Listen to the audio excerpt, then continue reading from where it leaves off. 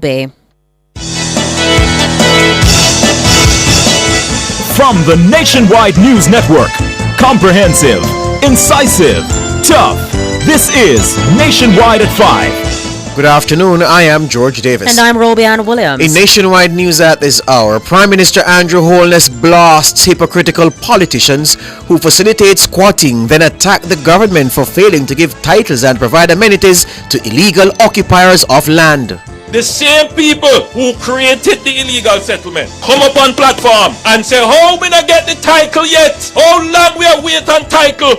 Finance Minister Dr. Nigel Clark says the country has taken huge strides towards full compliance with international anti-money laundering requirements. General Secretary of the Jamaica Teachers Association says the government continues to fail on early childhood education. South St. Catherine MP Fitz Jackson wants the central bank to impose minimum service standards for automated banking machines amid mounting complaints from the public. Jamaica's Roman Catholic bishops say the Pope's decision to allow priests to bless same-sex couples is not an endorsement of same-sex marriage. NEPA serves enforcement notice on the NWC over fish kill in Harbour Head, Kingston. In news from the rest of the world, an Antigua-born woman becomes the first person of Caribbean descent to serve as Commissioner of the New York City Department of Correction. UN Security Council delays Gaza ceasefire vote until Wednesday. In sports, Phil Salt powers England to their second highest T20 score in Game 4 of the 5-match series against the Windies. And later in our broadcast, in our cover story at 5:35, the Jamaica Teachers Association says the government is failing to improve standards and outcomes in the early childhood education sector. JTA President Leighton Johnson and Chairman of the Early Childhood Commission Tricia Williams Singh will join us. In Public Opinion at 6:26, we ask, what mood does Christmas catch you in this year? Give us your comments by logging on to our Facebook page, Nationwide News Network, and by tweeting us at Nationwide Radio, and message us on WhatsApp at 876-285-5693.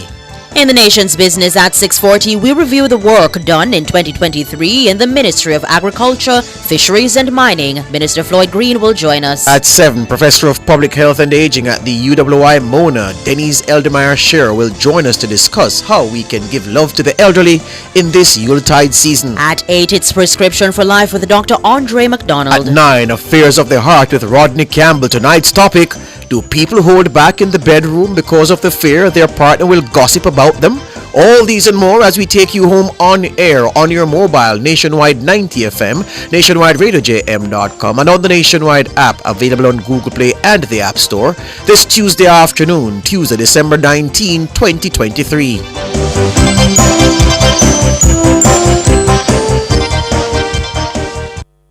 News at 5 is brought to you by KFC's Festive Feast. This holiday season, enjoy a KFC Family 12 bucket with the ones you call family. KFC, it's finger-licking good. If it's news, it's got to be Nationwide 90 FM. Now to the details.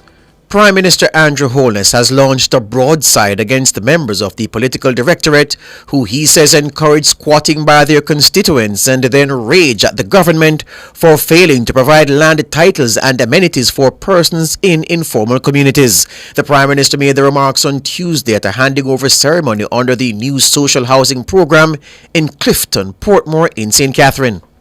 As your Prime Minister, I also share this sentiment that you have, this abiding sentiment that we must give people opportunity to own them house and a piece of land. I am sympathetic to that. When we allow settlements to occur irregularly, the same people who created the illegal settlement come up on platform and say, how we not get the title yet? How long we are waiting on title? The same people who encourage people to come and settle illegally then turn around and say, where is the road? The Prime Minister mentioned Shaniel Francis, a resident of Clifton, whose house was controversially demolished in 2022 after being built on lands designated by the state for use in agriculture. Prime Minister Holness says his intervention ensured that Shaniel will have the title to her own home. Who must solve it now? Who they turn to? Who has been dealing with those issues but this Prime Minister? Who has been speaking the truth to the people? about settlement in the country. Because if I were to have continued in the steps of previous prime ministers and previous leaders, what we would be seeing developing is not order, it would be chaos. Somewhere in our development, there must be a line drawn to say there must be order in the society and there must be fairness. And as I stand here today, we have stood up for order and at the same time stood up for fairness, because Shaniel is there as a perfect example of equity in the pursuit of order. She will have a house that is properly built and a land that she will have her title for. Prime Minister Andrew Holness. Jamaica has achieved more than 90% compliance with international anti-money laundering requirements, paving the way for the country to be removed from the Enhanced Monitoring Grey List. That's according to Finance Minister Dr. Nigel Clark. The Financial Action Task Force, or FATF, recommendations are recognized as the global anti-money laundering and counter-terrorist financing standard. We have more in this report from Siobhan Campbell. In 2015, Jamaica was compliant with only 17 of the 40 FATF requirements.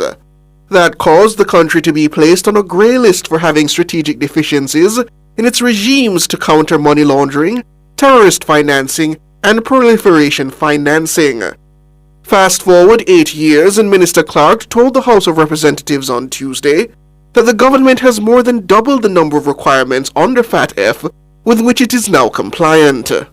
With the 2023 re-rating, in aggregate, Jamaica's performance has now resulted in a total of 20 recommendations being upgraded to compliant or largely compliant since the 2015 mutual evaluation.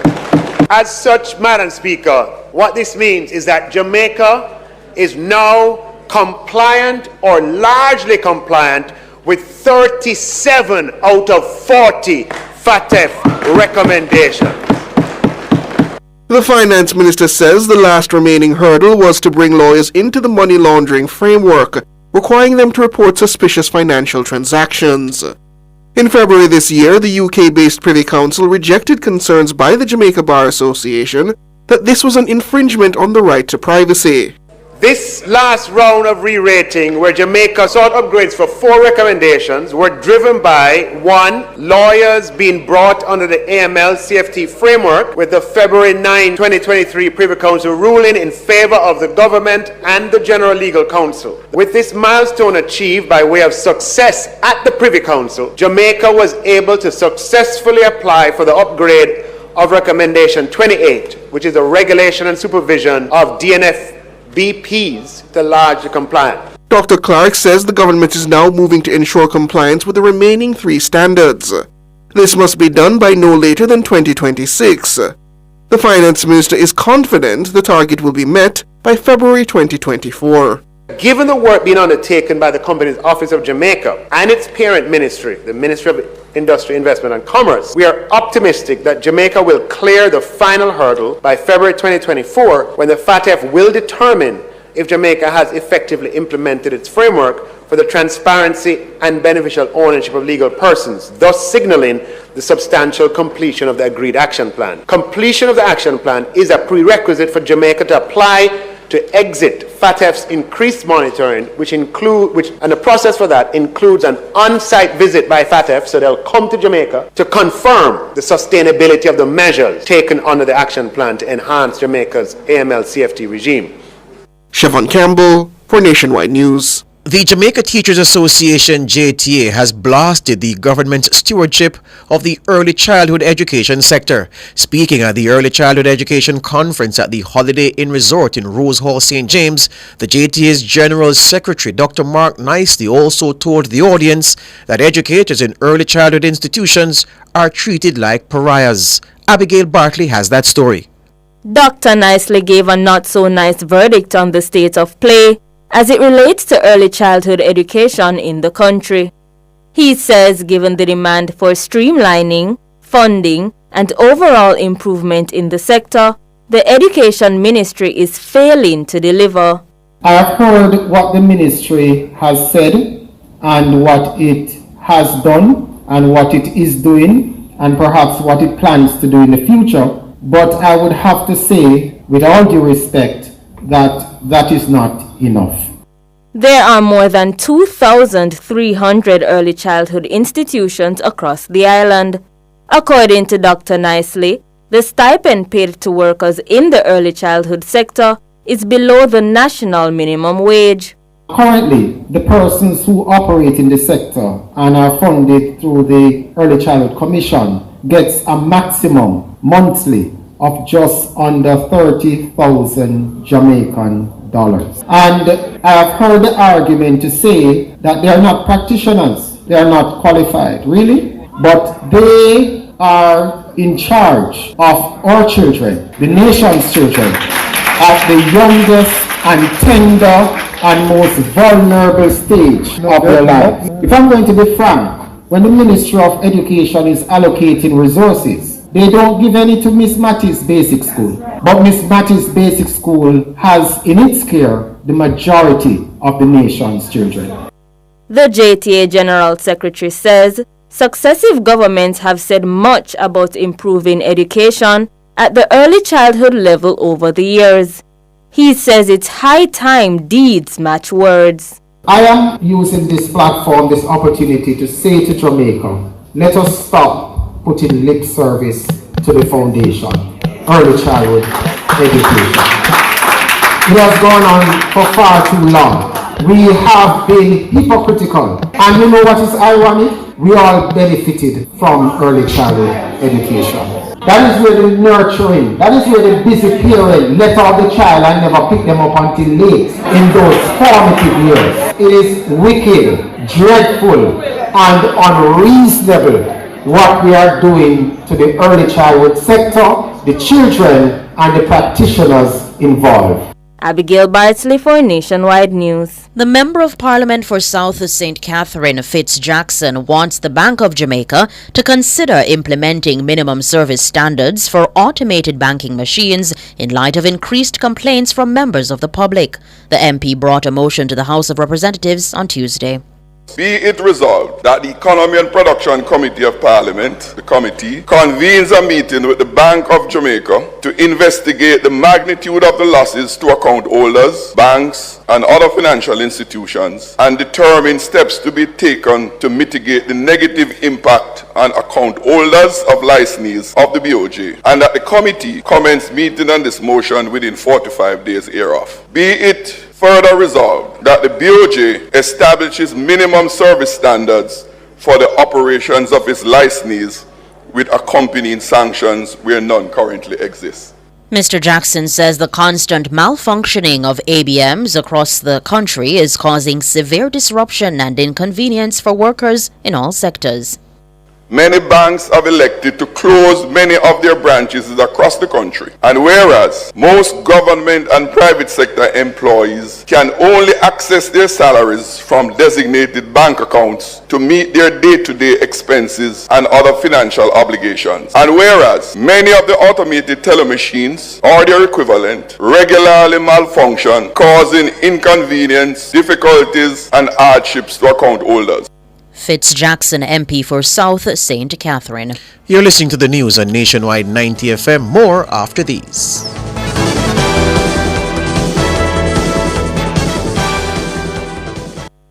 It's my baby's first birthday and I'm having a big party. I've got 1,000 things to do and I have a headache. I took my dependable Advil liquid gels as always. They're strong, fast, and work well for me. The time by Advil liquid gel is 5:14. Termites and rodents destroying your home or office? Call Rent-A-Kill Initial, the pest expert, at 876-926-4236 for a free pest eradication assessment island-wide. The temperature brought to you by Rent-A-Kill Initial is 28 degrees Celsius in Kingston, 25 degrees Celsius out west in Montego Bay. From advice, you don't know Lali Shot and Charlie. And I have a message from Bank of Jamaica to the entire Jamaica. Two grand. Hey, if you make change for the 5 grand, 5 grand. Now if you chaffer with a bag of 1,000, 1,000, just use the brand new 2 grand. Bank of Jamaica, if you tell you this, the new notes, don't stress them, wash or bleach them. Don't iron or exposed to eat friend. Don't ripen or experiment. Don't crease and don't crush them. Don't bore them, just store them. new note them. I the new note them. I the new note them. Hey, from the device you don't know that Alicia Dantali. And that was a message from Bank of Jamaica. BOJ, them deaf, them better listen to this. Hey, yeah. I the new note them. Hey, I the new note them. 50, 100, and 5, 1,000. Polymer notes, and the 5 grand. I the new note them, bang. Hey, I the new note them, yeah. Continuing the news, the Roman Catholic bishops of Jamaica have moved to reassure local Catholics that Pope Francis's decision to permit priests to bless same-sex couples is not an approval of same-sex marriage. 24 hours after the Pope radically altered the Church's position on pastoral attitudes towards same-sex couples and others living in so-called irregular unions, the local Catholic leaders are maintaining that the Church's core teachings on the issue remain unchanged. More in this report from Dana Davy. The decision of the leader of the world's 1 billion Catholics to extend blessings to gay, lesbian and bisexual people has prompted a wave of concern in Catholic communities across Africa, parts of Asia and the Caribbean. In Jamaica, evangelical leaders have blasted the Pope's position as contrary to Scripture. They're questioning where the Catholic Church will now draw the line, with at least one evangelical minister labeling the Pope's decision as backsliding. But in a joint statement on Tuesday, the Archbishop of Kingston, Kenneth Richards, and the Bishop of Mandeville, John Persad, pushed back against the criticism. They say the interpretations are erroneous. They say they do not seek to defend the document, but rather to put things into perspective.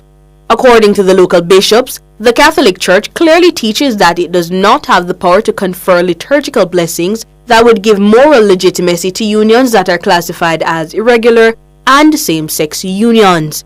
The bishops have also sought to make clear that the Pope's decision does not grant approval for same-sex marriages. Archbishop Richards and Bishop Persad say the Church has always invoked simple spontaneous blessings on the people of God in various contexts. The bishops say by permitting priests to bless same-sex unions, the Catholic Church is ensuring that all people feel loved and despite their struggles will always feel blessed.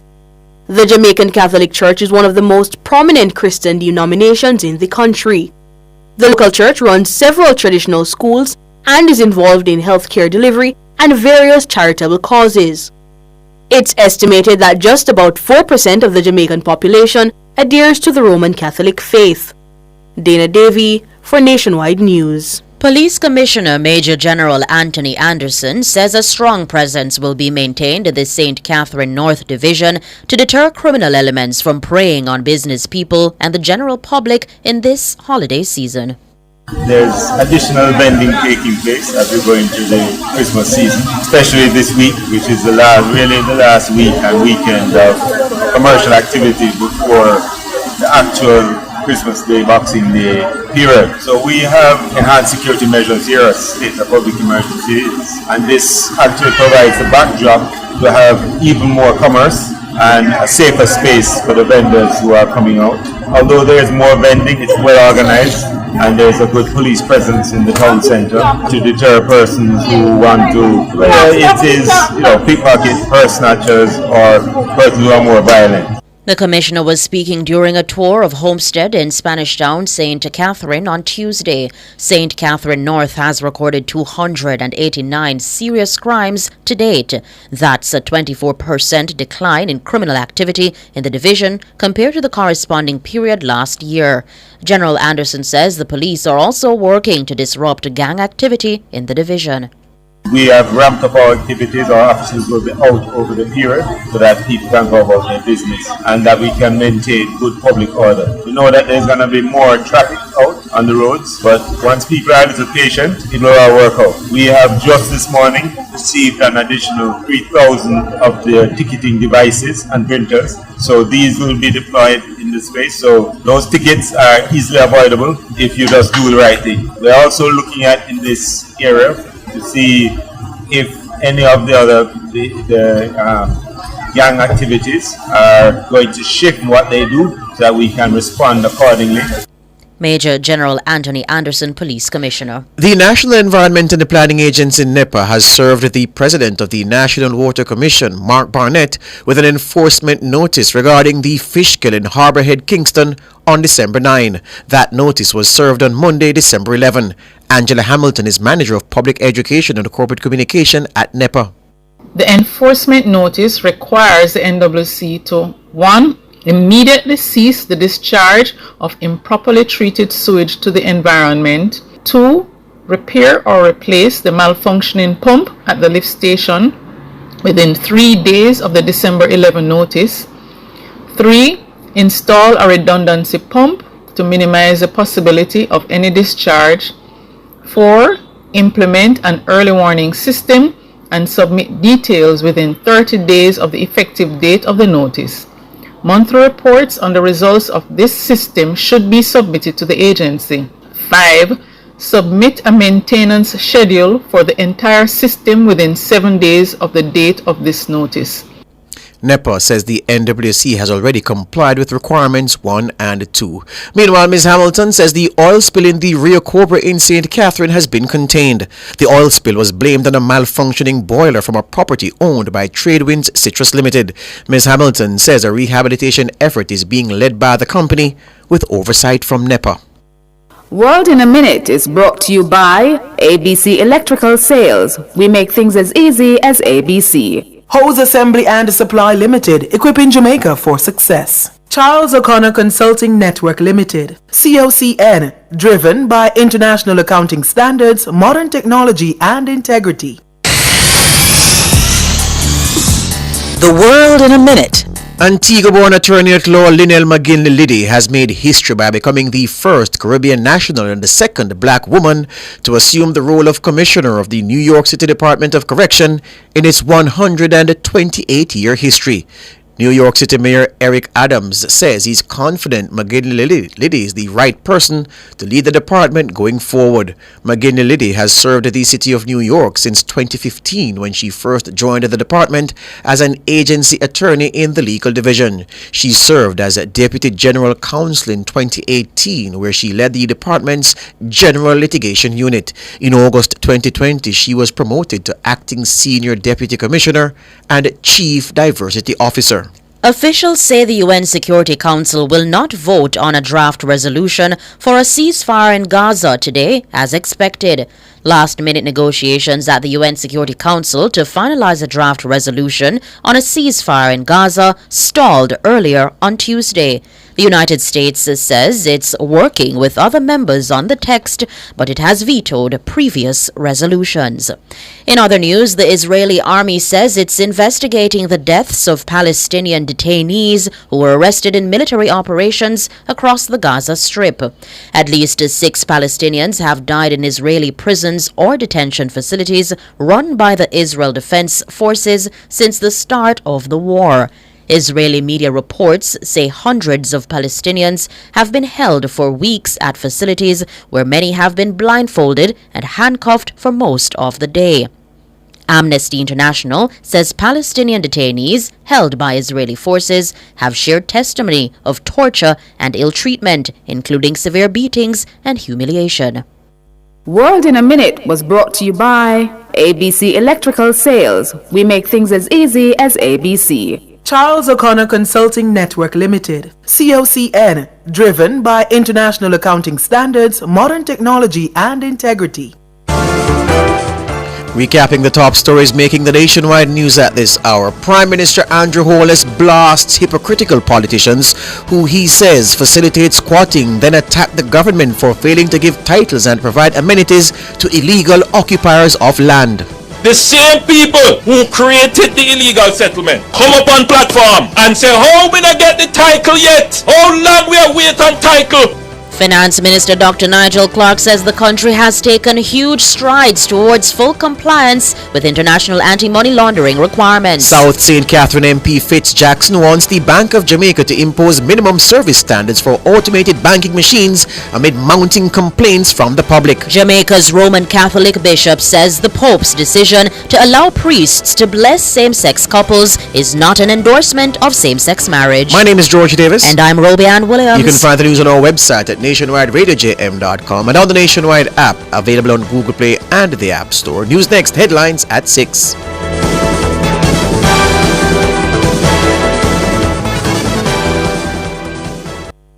News at 5 was brought to you by KFC's Festive Feast. This holiday season, enjoy a KFC Family 12 bucket with the ones you call family. KFC, it's finger-licking good. It's a festive feast this Christmas. Spend time with the fam and the crew. You know we love that delicious KFC, even though we have different points of view. I like what I like, you like what you like. Everybody can't be the same. But when you taste that holiday flavor, you know we are gonna enjoy ourselves. It's a festive feast. When we meet, we bring flavor to the table. Make every Christmas as unique as the taste of KFC. Enjoy a family 12 bucket, 12 pieces of delicious chicken sides and a 2-liter Pepsi. KFC, it's finger-licking good. Sports at 5 is brought to you by Total Tools. They almost always have it.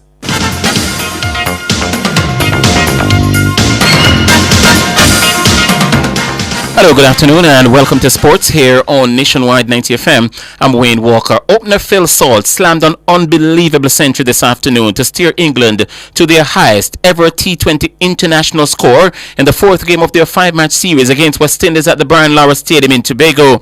Salt crashed 10 sixes and 7 fours in a magical 119 of 57 balls as the world champions piled up 267 for 3 in their 20 overs, the fifth highest score in T20 international history. Salt, who was scoring his second straight century, put on 117 for the first wicket with his captain Josh Butler, who weighed in with 55. Liam Livingstone made an unbeaten 54 of 21 balls and Will Jacks 24. Salt's knock is the highest ever T20 score by an England batsman. Akeal Hussain, Jason Holder and Andre Russell were the wicket takers for the West Indies. And the latest score from Tobago, the West Indies in reply, were 103 for 4. After 7 overs at sports time, Brandon King was dismissed for a first ball duck. Nicholas Puran slammed the 39 of 15 balls before he was sent back. Carl Mayers made 12 and Shea Hope 16. Former West Indies captain and batting legend Sir Vivian Richards is currently at the heart of a political storm in his native Antigua. Prime Minister Gaston Brown has expressed disapproval of the conduct exhibited by Richards, deeming it inconsistent with a man of his stature. Additionally, Brown has offered counsel to Sir Vivian Richards, urging him to maintain a position of neutrality in the realm of politics. Brown cited an incident a few days ago during which he clarified that he harbors no animosity towards the Master Blaster. The Prime Minister says Sir Viv has shown hostility to Senator Colin Lamine, saying he's no longer a Buffalo soldier because he crossed the floor from the United Progressive Party UPP to the Labour Party. Brown said he heard here from the batting star when another member, Dr. Errol Court, went in the opposite direction. Brown says he's also fully aware that Sir Viv called him a crazy man when he was at the Antigua Recreation Grounds with his friends. The Prime Minister emphasized that despite the issues, he is prepared to uphold the living legend's heritage, citing Sir Viv's recent nomination to appear on the $2 commemorative note issued by the Eastern Caribbean Central Bank and his nomination for a CARICOM award. He's urging Sir Viv to rise above the political fray and remain humble. In the meantime, the United Progressive Party UPP has expressed its strong disapproval of Prime Minister Brown's ongoing attempts to undermine the reputation of Sir Viv. The UPP has criticized Brown's tactics as being manipulative and politically motivated and has accused him of attempting to exert undue influence over Sir Viv's political preferences. According to the UPP, the Prime Minister seems to be personally offended by Sir Viv's political beliefs and has gone to great lengths to publicly denigrate him. JFF President Michael Ricketts has expressed concern over recent developments as it regards the campaign for the upcoming election. Ricketts says there have been several comments made in the public which he says are disturbing to say the least. He pointed to the recent extraordinary Congress in Montego Bay where some delegates arrived but refused to submit their names to security personnel in order to gain entry, which he says is standard within FIFA organizations. Ricketts says as president, he not only waited on them for nearly an hour after the scheduled start of the meeting, but also allowed them to enter even with their refusal to give their names.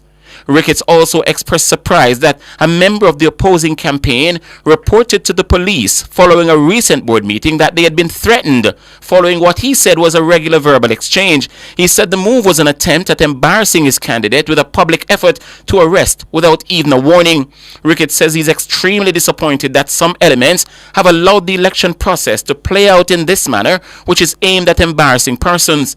Ricketts ended the release by asking all involved to let good sense prevail in the interest of football. Ricketts has been challenged by Vice President Raymond Anderson for local football's top job. The elections are scheduled for Sunday, January 14, 2024. That's sports. We're going to be back with more at 6:05.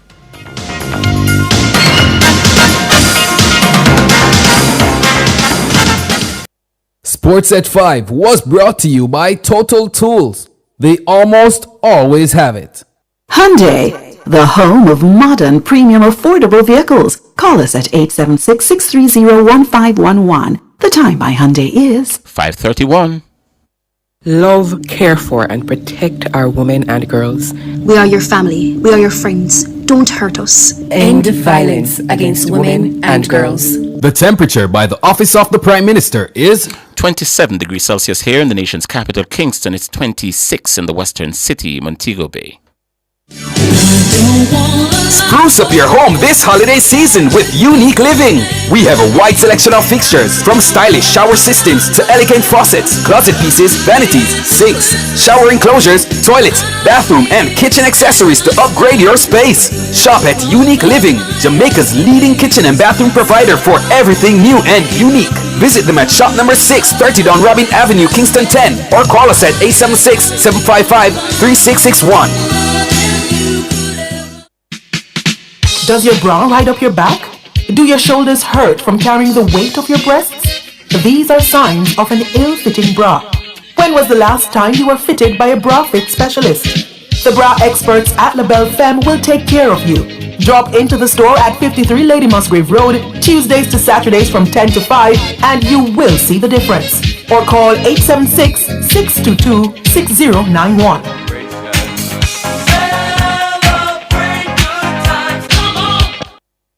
If there was a time to think about your future, to think about securing you and your family, to start that journey, that time is now with people you can trust.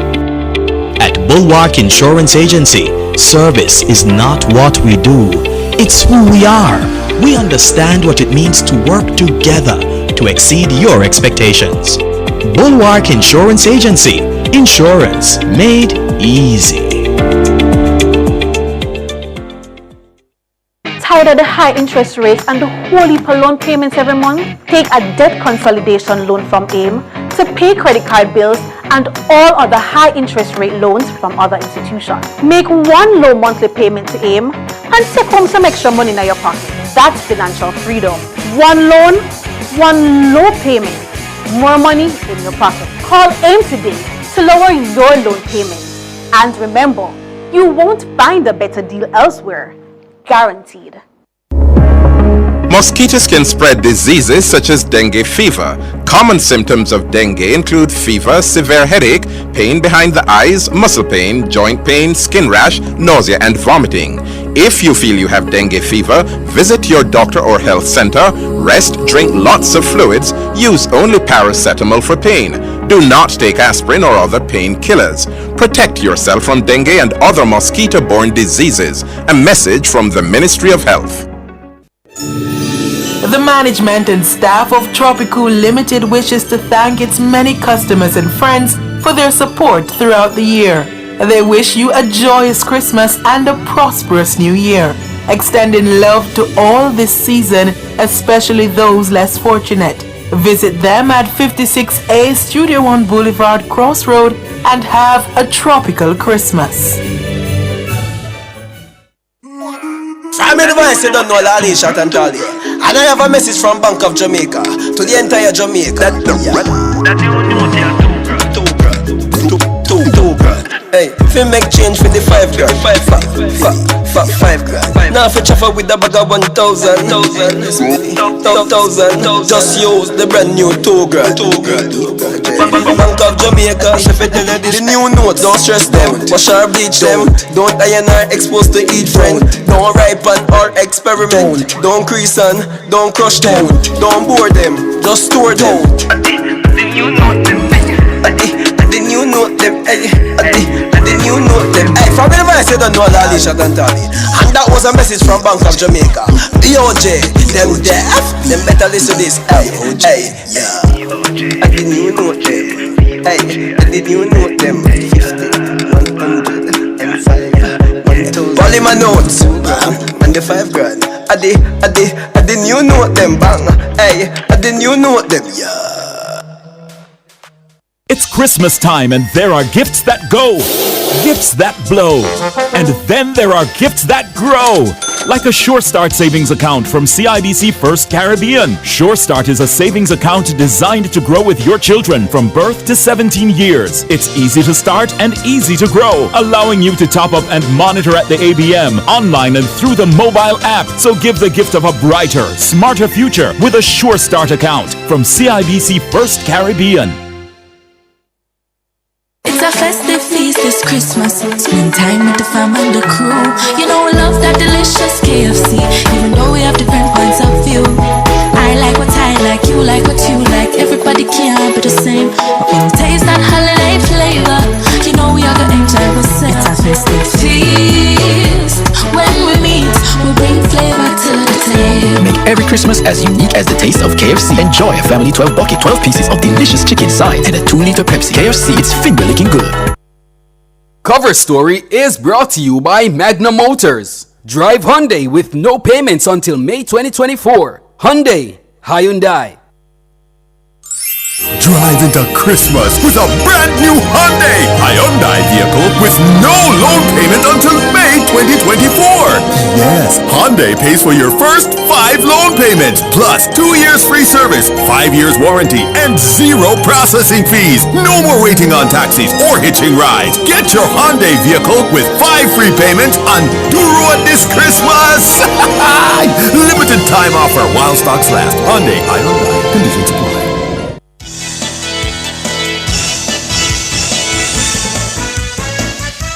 5:37 on this Tuesday afternoon, Tuesday, December 19, 2023. You're with the Nationwide Cover Story. My name is George Davis. And I'm Siobhan Campbell. How are you, sir? Doing quite well. What, 4 or so days left till Christmas? I don't even count it like that because I love the whole season. I don't regard Christmas Day as a better day than the 23rd or the 24th. I'm just loving the whole season every day. Every day is a sale day. Every day is a nice day.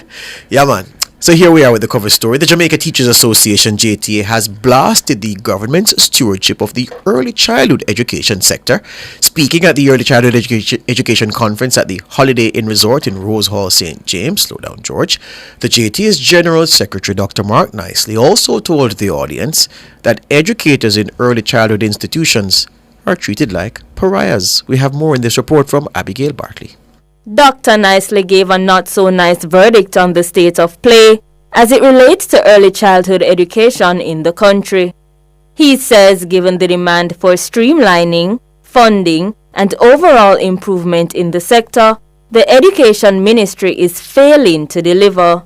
I have heard what the ministry has said and what it has done and what it is doing and perhaps what it plans to do in the future. But I would have to say, with all due respect, that that is not enough. There are more than 2,300 early childhood institutions across the island. According to Dr. Nicely, the stipend paid to workers in the early childhood sector is below the national minimum wage.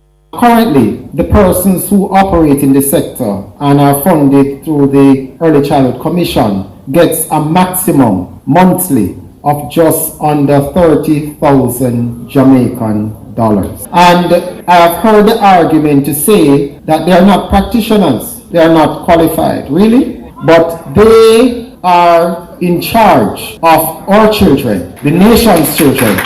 at the youngest and tender and most vulnerable stage of their life. If I'm going to be frank, when the Ministry of Education is allocating resources, they don't give any to Miss Mattis Basic School. But Miss Mattis Basic School has in its care the majority of the nation's children.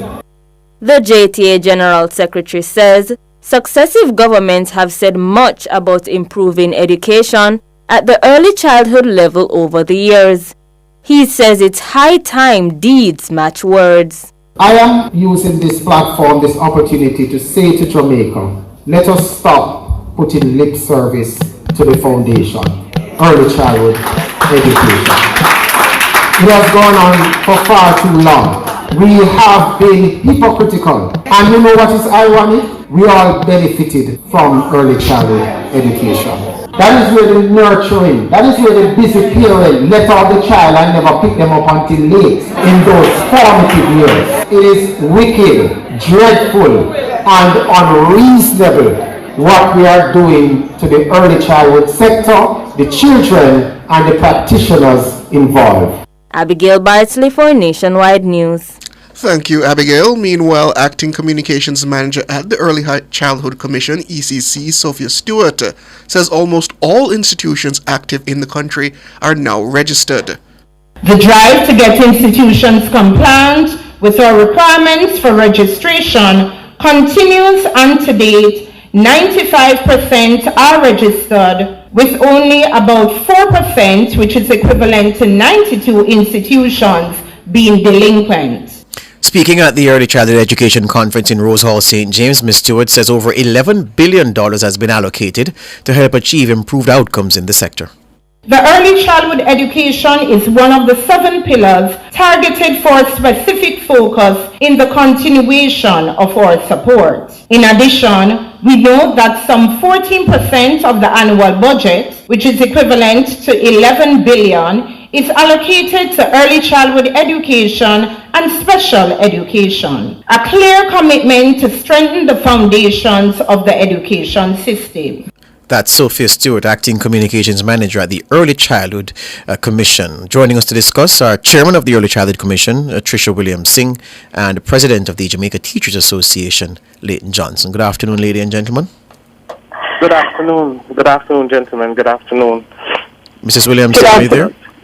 Good afternoon, and good afternoon to your listeners as well. Good.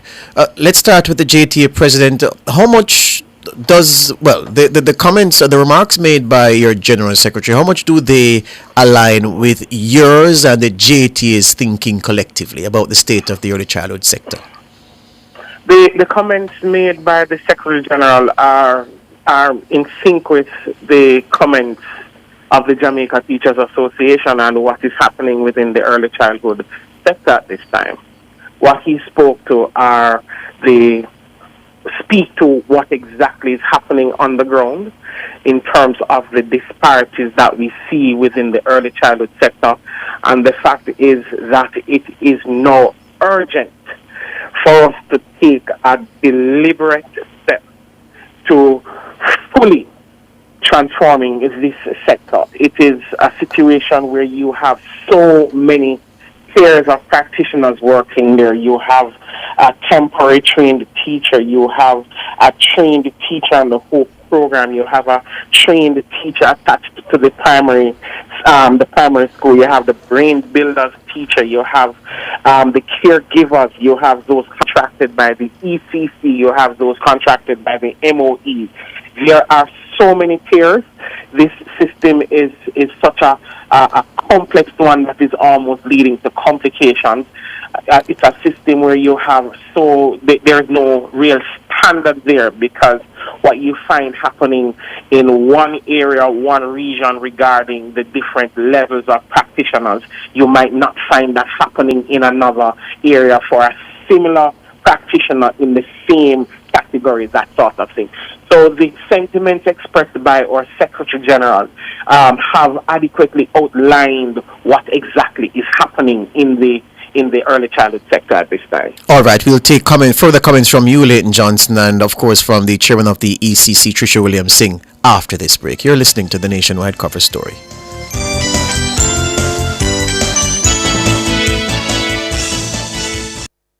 Set your table just the way you like it, with those who mean the most. Set your table with Eve, the first family of fine foods. The temperature by Eve is 27 degrees here in the capital city, Kingston, and 26 out west in Montego Bay.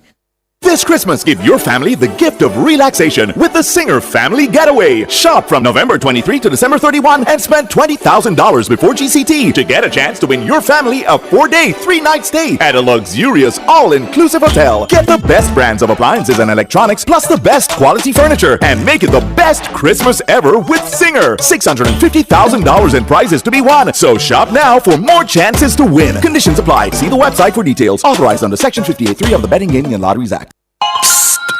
Yes, you. Well, listen to the radio. Have a secret to tell you. You see the My Cash app? It bad. Me pay all of my bills them quick by my phone before my wife can call me. If you check on it, it's easy, safe, and keep me out of trouble. Everybody fi use it.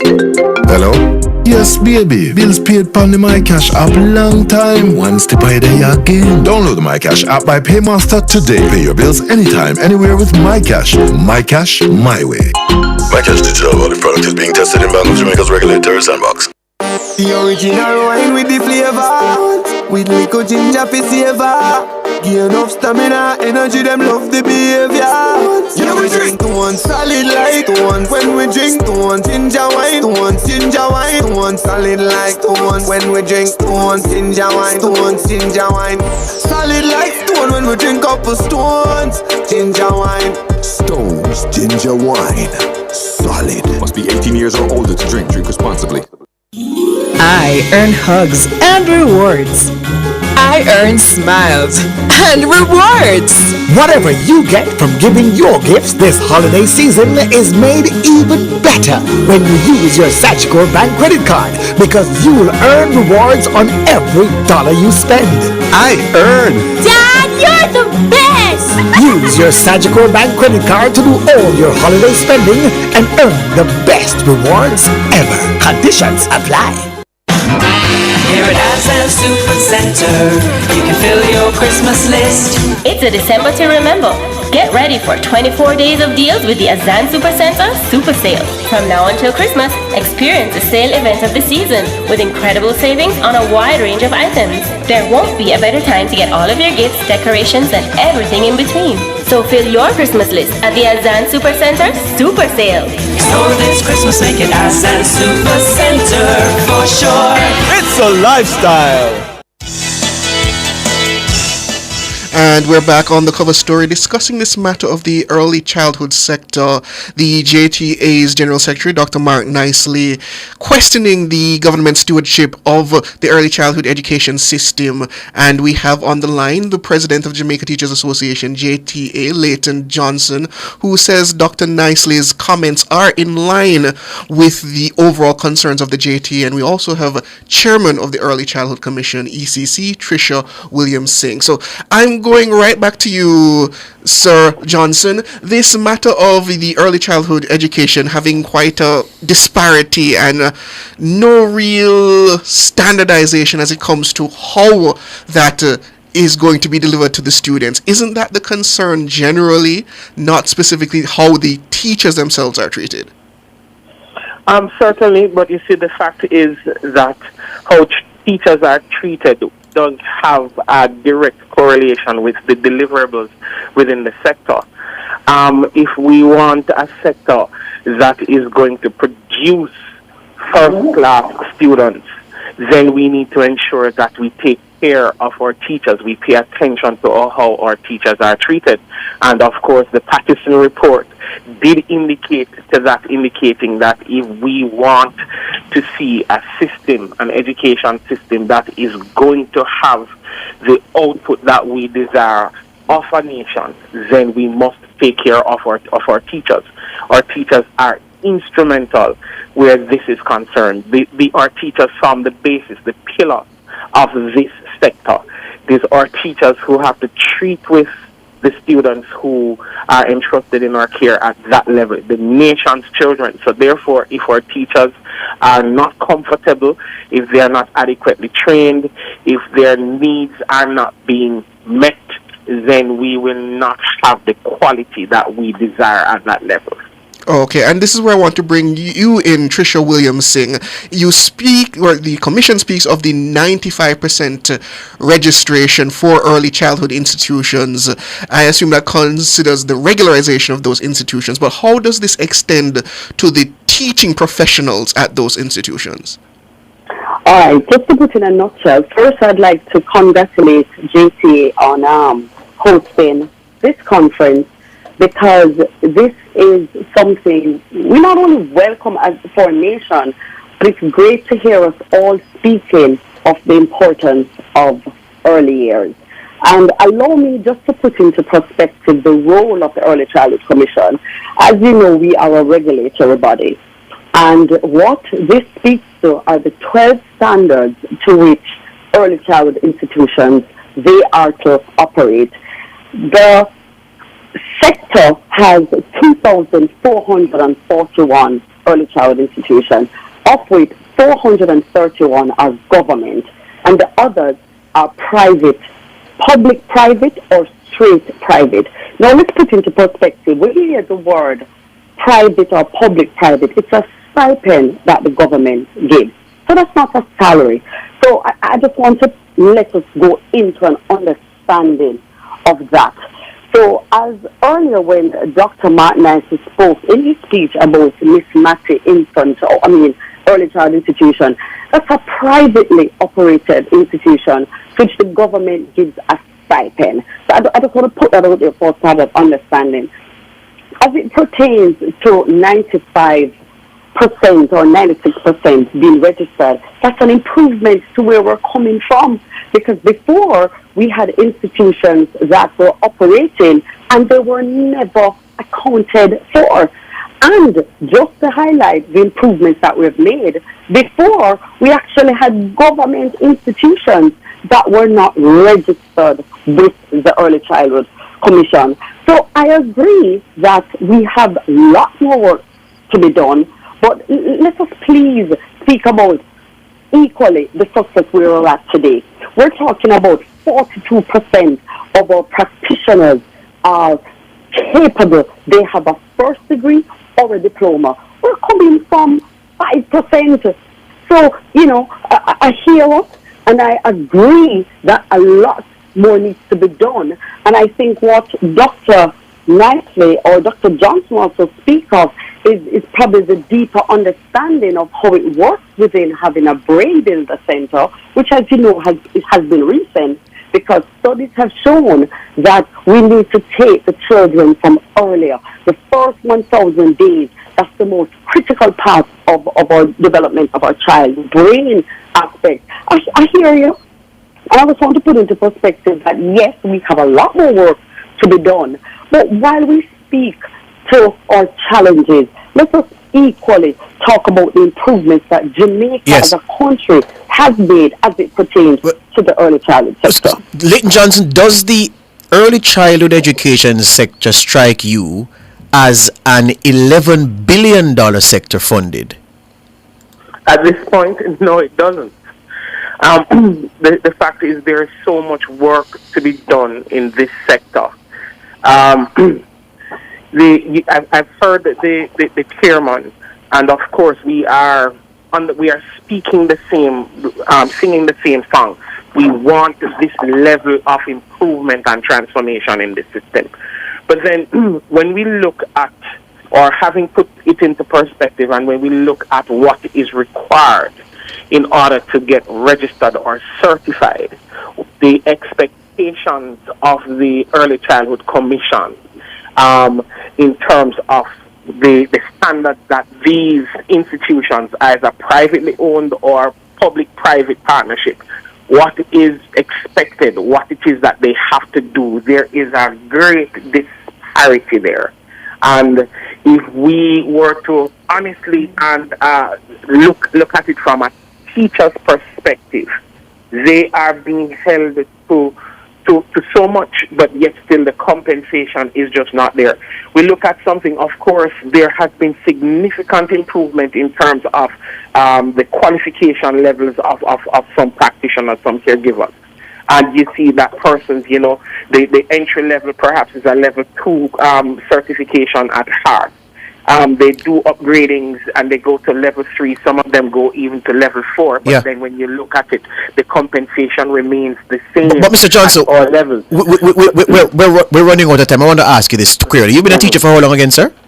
I've been a teacher for almost 23 years. There you go. So let me ask you, would you say over the last 10 years that the situation at the early childhood level has improved, but slowly, or it really hasn't improved at all when you take it in totality? No. It would be unfair for me to say that there hasn't been improvement. Yes.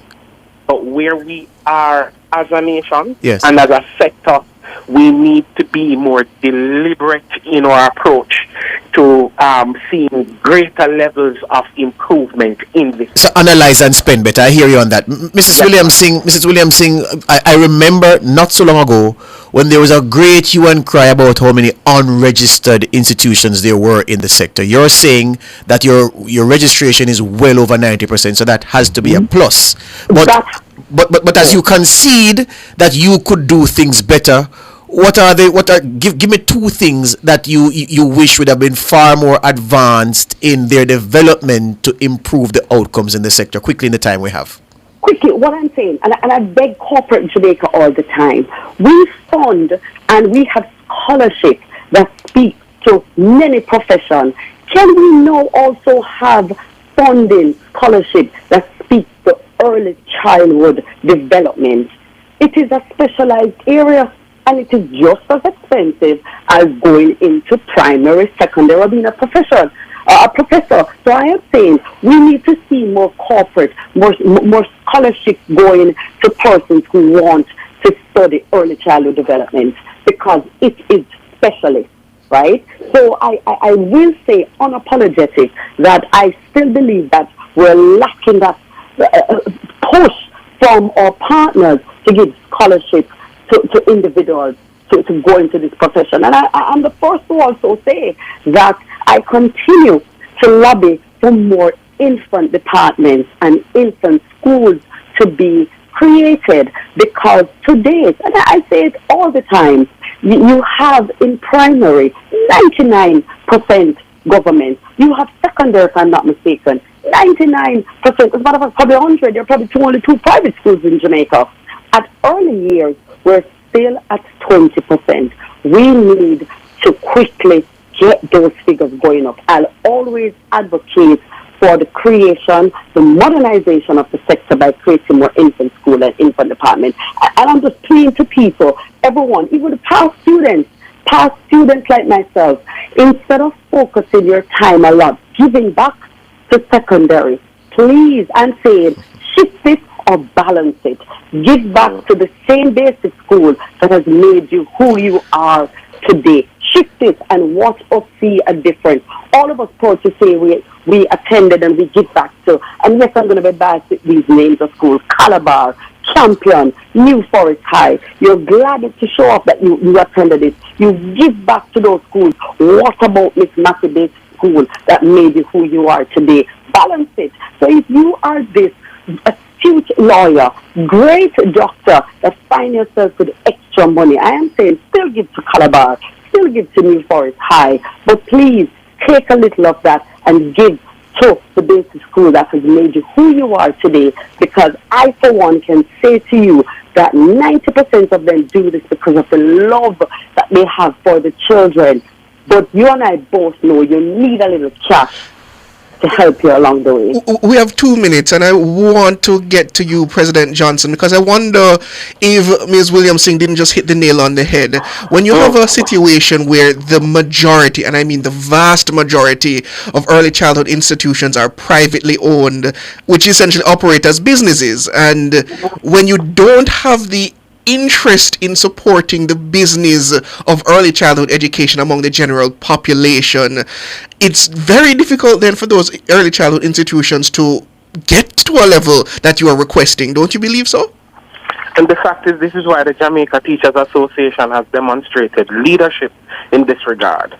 This workshop, this session where we bring together our early childhood practitioners, where we have sessions that speak about grant writing, proposal writing, to seek funding from different grant aiding institutions to get these associations up to par, up to standard.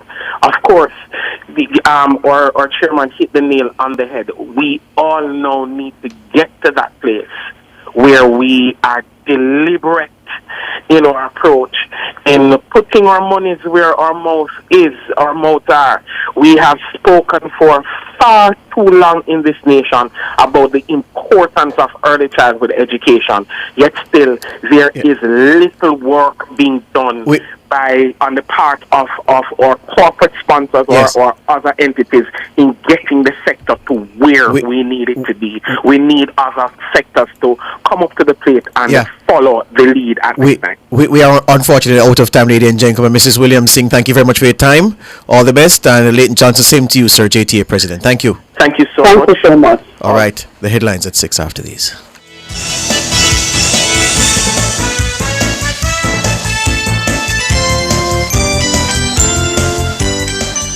Cover Story was brought to you by Magna Motors.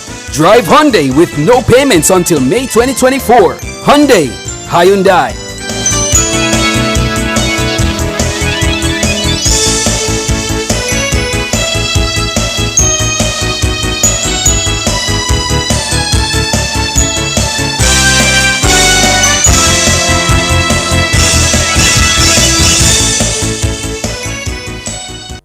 Say hello to peace of mind and goodbye to worry with Guardian Life's new Ultimate Provider Plan, and secure your medical expenses in the event of critical illness today. Call 888-367-5433 for details. The time by Guardian Life is 6:01.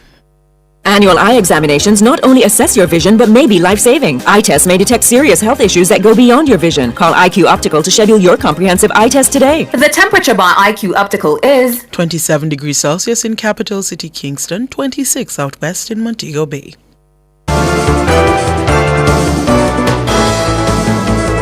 Nationwide headlines at 6.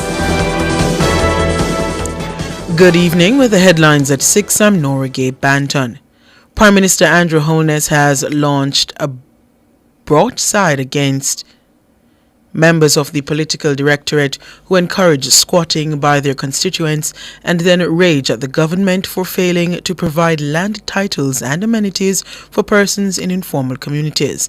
The Prime Minister made the remarks on Tuesday at the handing over ceremony under the new social housing program in Clifton, Portmore in St. Catherine. As your Prime Minister, I also share this sentiment that you have, this abiding sentiment that we must give people opportunity to own them house and a piece of land. I am sympathetic to that. When we allow settlements to occur irregularly, the same people who created the illegal settlement come up on platform and say, how we not get the title yet? How long we are waiting on title? The same people who encourage people to come and settle illegally, then turn around and say, where is the road? The Prime Minister mentioned Chanel Francis, a resident of Clifton, whose house was controversially demolished in 2022 after being built on lands designated by the state for use in agriculture. Prime Minister Holness says his intervention ensured that Chanel will have the title to her own home. Who must solve it now? Who they turn to? Who has been dealing with those issues but this Prime Minister? Who has been speaking the truth to the people about settlement in the country? Because if I were to have continued in the steps of previous Prime Ministers and previous leaders, what we would be seeing developing is not order, it would be chaos. Somewhere in our development, there must be a line drawn to say there must be order in the society and there must be fairness. And as I stand here today, we have stood up for order and at the same time stood up for fairness, because Chanel is there as a perfect example of equity in the pursuit of order. She will have a house that is properly built and a land that she will have her title for. Prime Minister Andrew Holness. Jamaica has achieved more than 90% compliance with international anti-money laundering requirements, paving the way for the country to be removed from the Enhanced Monitoring Grey List. That's according to Finance Minister Dr. Nigel Clark. The Financial Action Task Force, or FATF, recommendations are recognized as the Global Anti-Money Laundering and Counter-Terrorist Financial Standard. In 2015, Jamaica was compliant with only 17 of the 40 FATF requirements that caused the country to be placed on a grey list for having strategic deficiencies in its regimes to counter money laundering, terrorist financing, and proliferation financing. Fast forward 8 years, and Minister Clark told the House of Representatives on Tuesday that the government has more than doubled the number of requirements with which it is now compliant. With the 2023 re-rating, in aggregate, Jamaica's performance has now resulted in a total of 20 recommendations being upgraded to compliant or largely compliant since the 2015 mutual evaluation. As such, Madam Speaker, what this means is that Jamaica is now compliant or largely compliant with 37 out of 40 FATF recommendations. The Finance Minister says the last remaining hurdle was to bring lawyers into the anti-money laundering framework, requiring them to report suspicious financial transactions. In February this year, the UK-based Privy Council rejected concerns by the Jamaican Bar Association that this was an infringement on the right to privacy. This last round of re-rating, where Jamaica sought upgrades for 4 recommendations, were driven by 1. Lawyers being brought under the AML-CFT framework, with the February 9, 2023 Privy Council ruling in favor of the government and the General Legal Counsel. With this milestone achieved by way of success at the Privy Council, Jamaica was able to successfully apply for the upgrade of Recommendation 28, which is the regulation and supervision of DNF BPs to largely compliant. Dr. Clark says the government is now moving to ensure compliance with the remaining 3 standards. This must be done by no later than 2026. The Finance Minister is confident the target will be met by February 2024. The Jamaica Teachers Association, JTA, has blasted the government's stewardship of the early childhood education sector. Speaking at the Early Childhood Education Conference at the Holiday Inn Resort in Rose Hall, St. James, the JTA's General Secretary, Dr. Mark Nicely, also told the audience that educators in early childhood institutions are treated like pariahs. Dr. Nicely gave a not-so-nice verdict on the state of play as it relates to early childhood education in the country. He says, given the demand for streamlining, funding and overall improvement in the sector, the Education Ministry is failing to deliver. I have heard what the ministry has said and what it has done and what it is doing and perhaps what it plans to do in the future. But I would have to say, with all due respect, that that is not enough. The JTA, there are more than 2,300 early childhood institutions across the island. According to Dr. Nicely, the stipend paid to workers in the early childhood sector is below the national minimum wage.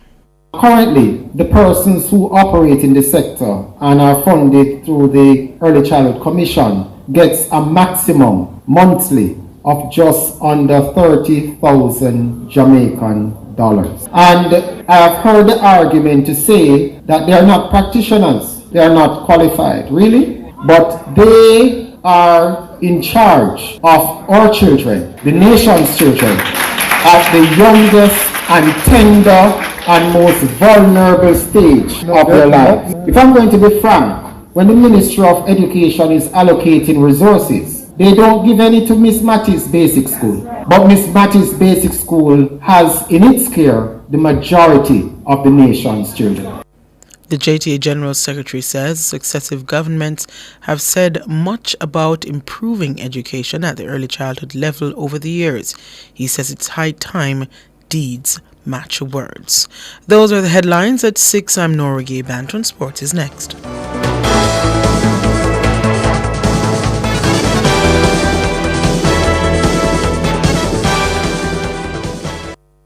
Christmas in the air, special time of year when we share with those we hold dear. Friends and family gather round the tree, making memories with rice and gunga peas. Peace and goodwill this season, with fellowship and sharing, fun, kindness and love to everyone. Sharing good tidings along with Christmas pudding. Merry, merry, merry, merry Christmas from Multi-Link. The management and the staff of Hughes Professional Pharmacy, Shop 3 Mutual Security Plaza, Ocherias, wants to wish their valued customers a very holy and peaceful holiday season. They thank you for your continued support and look forward to working with you in the years to come. Hughes Professional Pharmacy, your family. Telephone 876-974-7733. Hughes Professional Pharmacy, wishing for you a prosperous new year.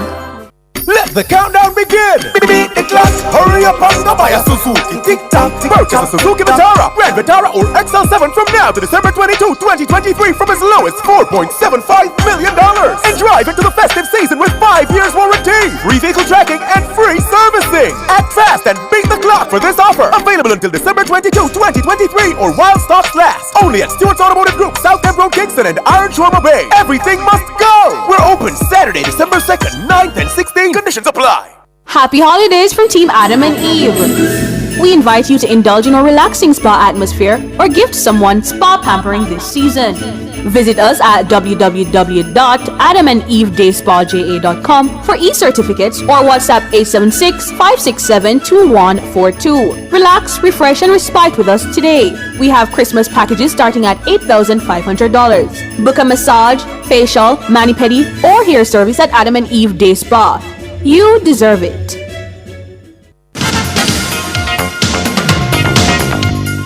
Hello, good evening, and welcome to Sports here on Nationwide 90 FM. I'm Wayne Walker. World champions England beat the West Indies by 75 runs a couple of minutes ago at the Brian Lara Stadium to level their 5-match T20 international series at 2 apiece. Set a massive 268 to win. The Caribbean men were bowled out for 192 inside 16 overs, with only Andre Russell 51, Nicholas Perrin 39, Sherfin Rutherford 36 making any useful contribution. Reece Topley bagged the 3 wickets, while Sam Curran and Raham Ahmed bagged the 2 wickets apiece. Earlier, Phil Salt slammed an unbelievable century to steer England to their highest ever T20 international score. Salt crashed 10 sixes and 7 fours in a magical 119 of 57 balls as the world champions piled up 267 for 3 in their 20 overs, the 5th highest score in T20 international history. Salt put on 117 for the first wicket with his captain Josh Butler, who weighed in with 55. Liam Livingstone made an unbeaten 54 of 21 balls, and Will Jacks 24. Salt's knock is the highest ever T20 score by an England batsman. Akeal Hussain, Jason Holder and Andre Russell were the West Indies wicket takers. Fast bowler Alzarri Joseph is the most expensive West Indies player at the Indian Premier League auction in Dubai. The 27-year-old Antigua and Barbudan cricketer went to the Royal Challengers Bangalore for over $1 million.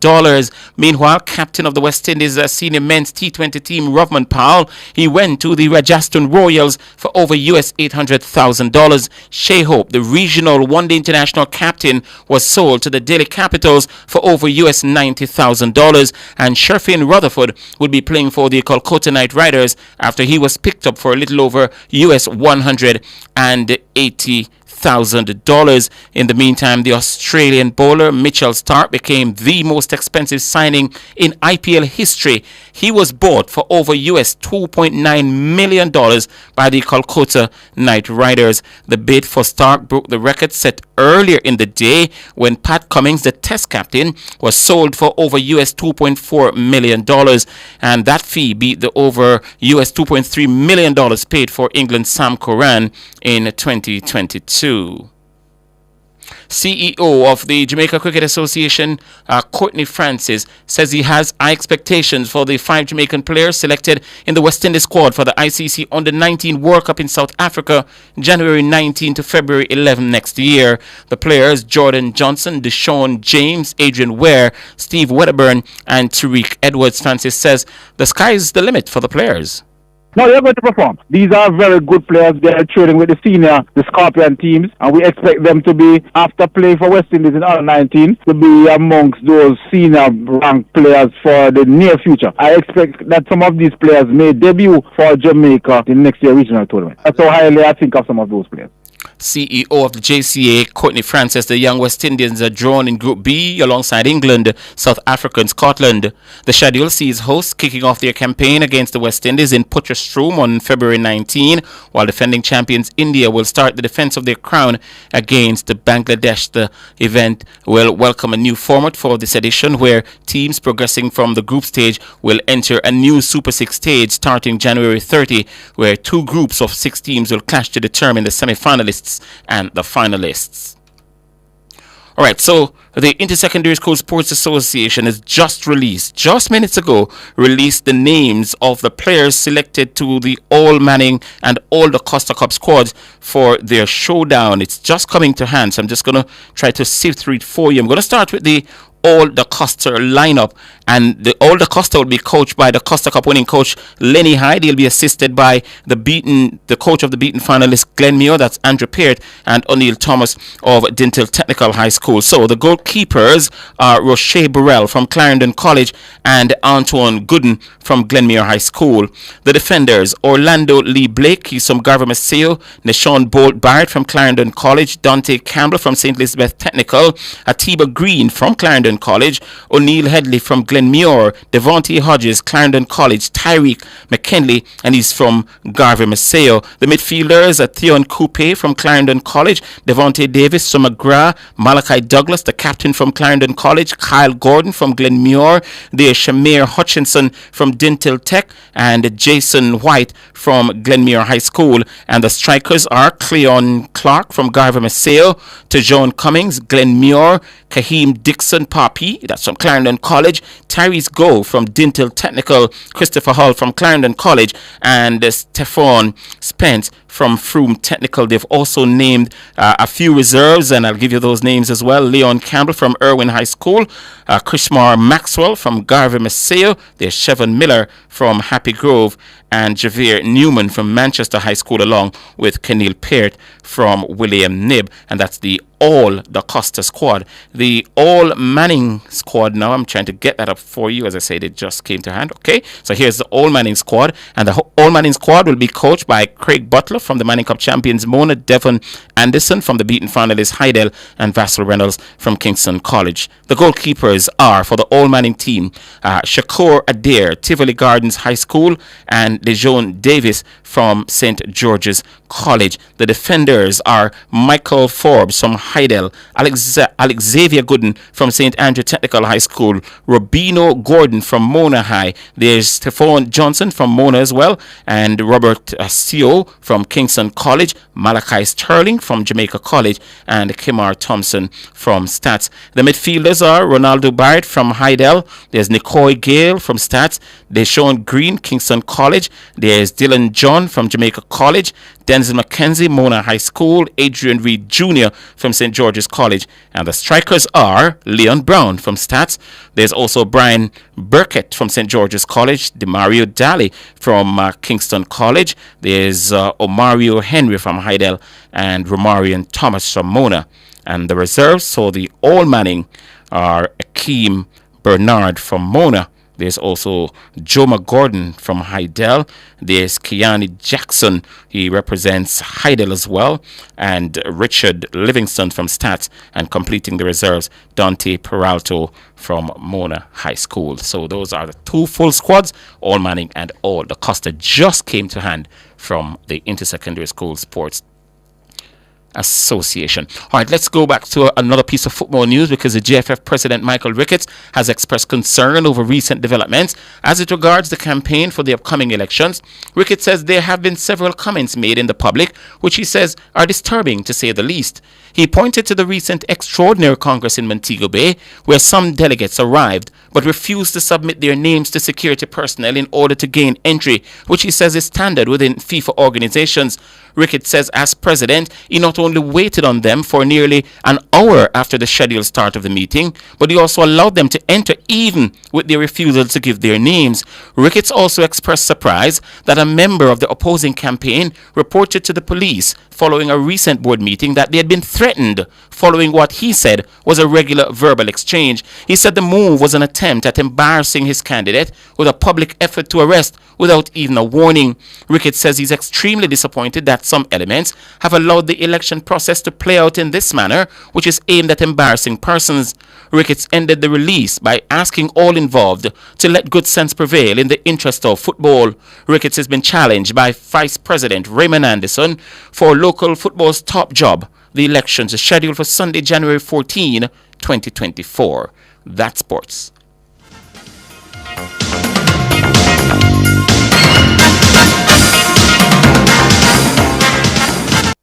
For all your scales and food processing equipment, call Advanced Scales and Equipment Limited at 876-968-9612-5. The time by Advanced Scales and Equipment Limited is 6:20.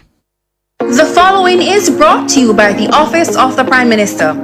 Applications are now open for the Jamaica House Fellowship Program. Get first-hand high-level experience in the operations of the public sector and an opportunity to support and implement high-priority initiatives of the government of Jamaica for 2 years. Visit the OPM website at www.opm.gov.jm to apply and for more information. The proceeding was brought to you by the Office of the Prime Minister. Missing persons, may I help you? Yes, my wife is missing. Where did you last see her? In Kemlani Mart. They have huge savings on living room, dining room, bedroom sets. Really? And that's not all. There are doors, toilets, tiles, low prices on TVs, fridges, stoves, and more. Is your credit card missing, sir? Yes, how you know? She's still in Kemlani Mart, sir. Go check. Okay. I love this place, you see. Hello, I found her. Kemlani Mart, you will never want to leave. Avoid walking alone and walk in well-lit areas. If you believe you are being followed, proceed to a crowded area. Stay vigilant and if possible, go to the nearest police station. This Christmas safety tip is brought to you by the Ministry of National Security. Public Opinion is brought to you by Cleasing Industrial Supplies Limited, Industrial Automation and Control Solutions. And Image Plus Consultants Limited, owners and operators of Apex Radiology. Let the Christmas catch you in a good mood. Let the Christmas catch you feeling fine. I swear it did sound better than my head. Put on your dancing shoes and come with me tonight. We're gonna rock till broad daylight. Good evening, and welcome to Public Opinion. I'm Roby Ann Williams, a special one to our friends on our YouTube platform. Thank you so much for tuning in. As always, we invite you to weigh in live in the comment section on today's Public Opinion. It's the most wonderful time of the year, they say. And we're 6 days away from Christmas. I don't know about you, but I'm feeling grateful. I'm in a grateful mood. Grateful for life. My family, my friends, just an overall grateful mood. For today in Public Opinion, we're asking, what mood does Christmas catch you in this year? Let the Christmas catch you in a good mood. Let the Christmas catch you feeling fine. Put on your dancing shoes and come with me tonight. We go down till broad daylight. Yo, that song there, bad enough. Yo, that song there. One of my favorite that to them, man. I tell you, trust me. But yeah, man, you don't know, Christmas is one of them time of the year that we're boy. I mean, I like, just give a different kind of vibes, a different kind of feeling. It's like, I don't know how to explain it, but it's just a whole feeling and memories and joyfulness that's come over me. when it come on to Christmas. You see me? And it's like the whole unexpectedness of it. Like you never know what to expect, what is going to truly happen. Jaja, Christmas, I'm a favorite time, man. But yeah, at Christmas, yeah, everything good. My mother come in, I play, so it's a good look. Yeah, man. Family and friends, you know it go. Well, as the song say, a good mood. That's how the Christmas is catching me. I'm in a very good mood. I'm in a happy place. Because as I said before, Christmas is my favorite time of the year. So yeah, I'm in a good mood. Well, right now is a very exciting mood. Looking forward to West Indies winning today and also on Thursday. And I'm sure my wife is looking forward for me to come home on Friday morning. So it's an exciting time.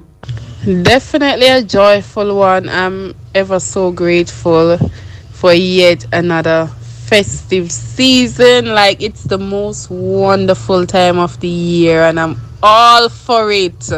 Festivity, right? True. Ah, right, true like night, true. Okay. It's that time where we go to our social media platform for the comments. If you're just joining us, we're inside the court of public opinion.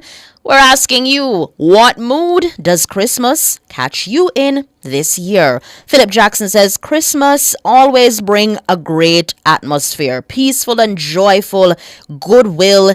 It more about caring and giving, less about receiving. Natalie Winter says, to tell you the truth, Christmas has caught me wishing for the best, and hopefully the future will be a better one. Indeed. CJ says, in a great mood because the Jamaican economy is booming and crime is down, courtesy of the Holness administration. All right, CJ, I see you. Ernetta Reed says, happy because Christmas is my favorite time of the year, whether I have money or not, as long as I am alive. However, it's going to be a very cold Christmas because I feel like I'm locked up in an ice box where I live. Ooh, just try to keep warm over there, Ernetta Reed. Michael Henry says broke mood. And I've seen some comments, about this broke mood. That Christmas, some people, that's the mood for the Christmas for some people, broke mood, But we have life, and from we have life, we have everything. Rosalind Buck says, hopeful. Naomi Douglas says, she's in a great mood. This Christmas has caught her in a great mood. Fabian Smith says, good. Anthony Shake says, I'm caught in a happy mood because I'm spending it in JA. After being away for many years, festivities look good. That is it. Mervyn Campbell says, vibrant and dynamic. Keep the energy going, Mervyn. Audley Clark says, good. Ricardo Porteous also saying, good. Have you seen, the Christmas lights? You go up on the road and see the Christmas lights. For me, they have outdone themselves. Especially in Halfway Tree. In Halfway Tree, there is an area in Halfway Tree. I won't call the name, but if you go through Halfway Tree, closer to the fire station side, if you know what I'm talking about, absolutely amazing. On our Instagram platform, Boxy Foxy says the Christmas catch her in a broke mood. Also, Call Me Sasha K says, broke like dog. I mean, sometime, we broke for the whole year, so Christmas is just a regular time, another time where you just broke. Oh my God. But I wish blessings and more blessings on everyone who have been participating in the public opinion, of course. Let me go on over to our YouTube platform. George Jefferson said, I would never spend 1 red cent. Big up yourself, George. Merlin P says, easygoing mood, love the breeze. Yes, Jamaica right now is experiencing a cold front, and from last night, yesterday till now, me, cold. Sheet, although I still sleep with the fan. We Jamaicans not easy. The time cold, but it's just something about the fan being on. You have to have on the fan, no matter what. The time cold and breeze are blow out the door, and your window open, but you have to have on the fan nonetheless. Chris Davis says, Christmas will definitely catch me working. Well, work for the cheddar. Let me see if I can get in some more. Carlene Smith says, I am very cold. Tell Santa they need heat. They need heat hot Christmas. All right. Megan Walker says, let's live like children at Christmas. They are given the simplest gifts and it means the world to them. Life is not always about money, but make the atmosphere happy. Stop cheating the children. All right. I hear you. Let me see if I can get in some more.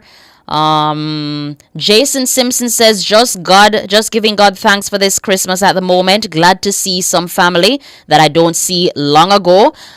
He's saying, well, Christmas is here. I love it. Time to take care and share against one another and in another good mood. Indeed. Let me see if I can get some more. Strong Link says, you can feel the love being brought back this Christmas. Yeah, so nice. All right. Philip Jackson says, the more people have is the more they want. Eyes of men never satisfied. I've heard that one before. Frank White, yeah, I can sing, you know. I can sing in my mind. It sounded better in my mind, you know. Let the Christmas catch you in a good mood. Yeah, man, let it catch you feeling fine. Let me see if I can get in some more on this public opinion. If you're just joining us, we're asking you, what mood does Christmas catch you in this year? Honestly, I wasn't feeling like the Christmas vibe or anything, but when I go about and I see the Christmas lights and oh my God, they're so pretty. Hear me on my headphone bill, I go sky high. But it just brings back this joyful cheer and you know, it brings back the Christmas vibe. Marcia Edwards says the Christmas has caught her in a good mood. Cindy Lynch says Christmas Day I will be at work. Boy, I remember when I used to be at work during Christmas, on Christmas Day. I never like it none at all, you know. But I went nonetheless. Yeah. Certified Chef Pamela says, may I go on like me Rob the godmother the godmother vibes? Let me see. Sir T says a very good mood. Frank White says especially New Kingston. Yeah, man, the lights are so beautiful. The lights are amazing. It make you feel really good inside. Like you go about someplace and you see like I love Emancipation Park.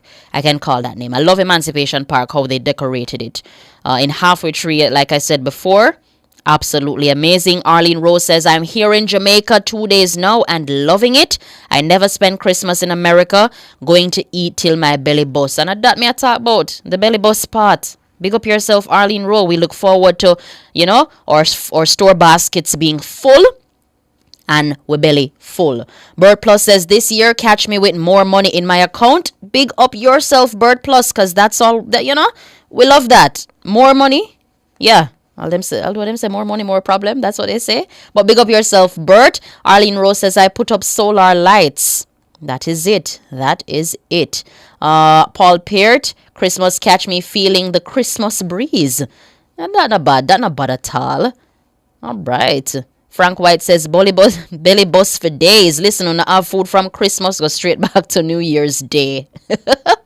Certified Pamela says, Robian, what your daughter want for Christmas? Her new god. Christmas working. All right, Certified Chef Pamela, me I forgot to talk to you about that one away. Yeah? But thank you so much for participating in Public Opinion. That's all the time we have for Public Opinion. Prosperity Christmas. That's coming from Juliet Sanchez. Big up on herself. Do stay tuned for the business report.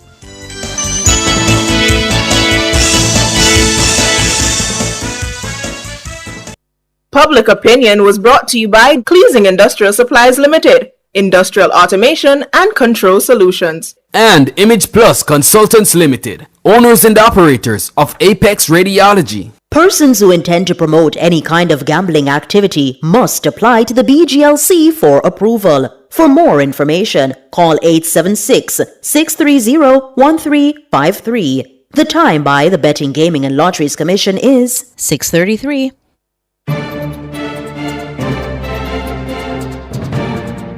Hello, good evening, and welcome to Nationwide's Business Report. I'm Robian Williams.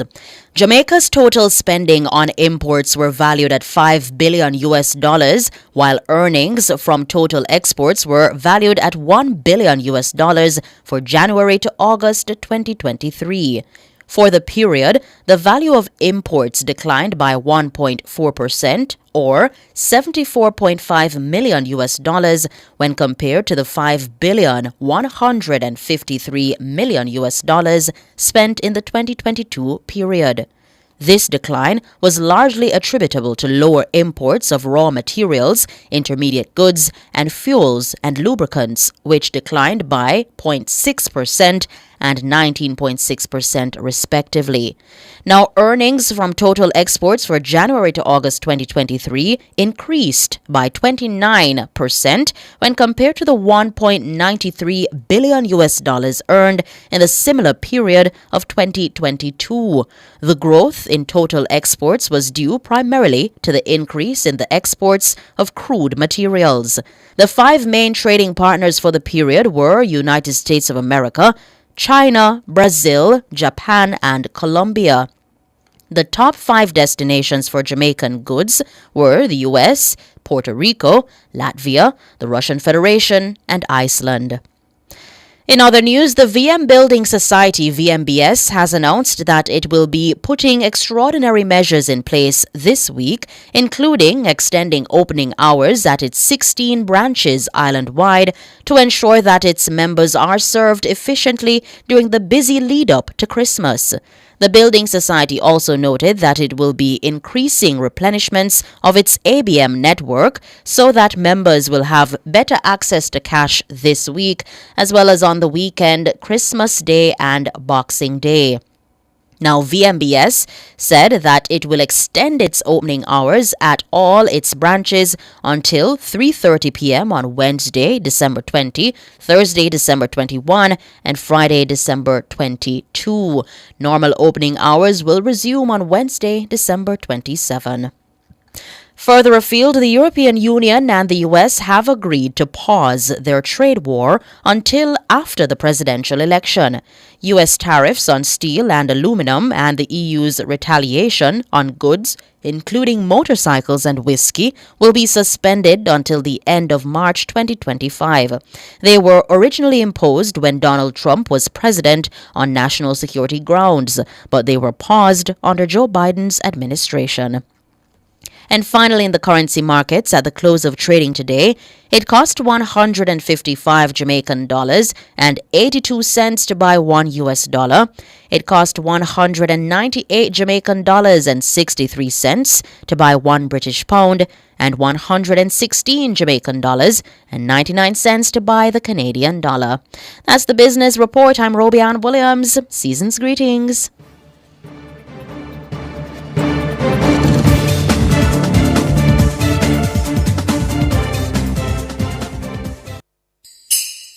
NK Wholesale extends a season's greetings to all their customers who have made their 40 years strong. Continue to make NK Wholesale your place for fine wines, spirits, and groceries. Visit NK Wholesale at 94C Old Hope Road. Email them at nkwholesale@hotmail.com. Call them at 876-978-5723 or WhatsApp them at 876-472-9728. NK Wholesale, more than just another wholesale.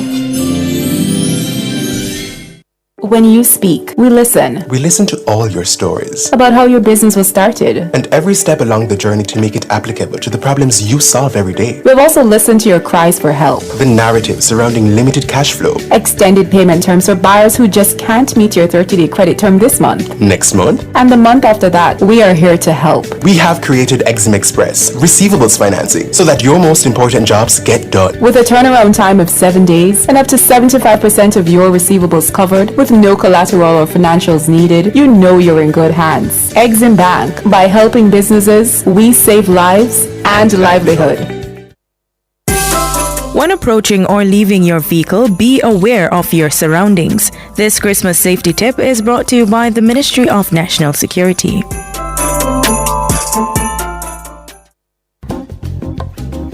Christmas is on the way and bringing friends and family with it. I'm Jack, owner of Paradise Patio Furniture and Grills in Montego Bay. This year, entertain in style with a new patio or dining set and grill from Paradise Patio. We offer teak, aluminum, and wicker furniture, umbrellas too. Our high-quality American-made grills make a great gift, and we offer easy financing on everything. Buy today and enjoy tonight at Paradise Patio Furniture and Grills, Winter Village Mall, Montego Bay.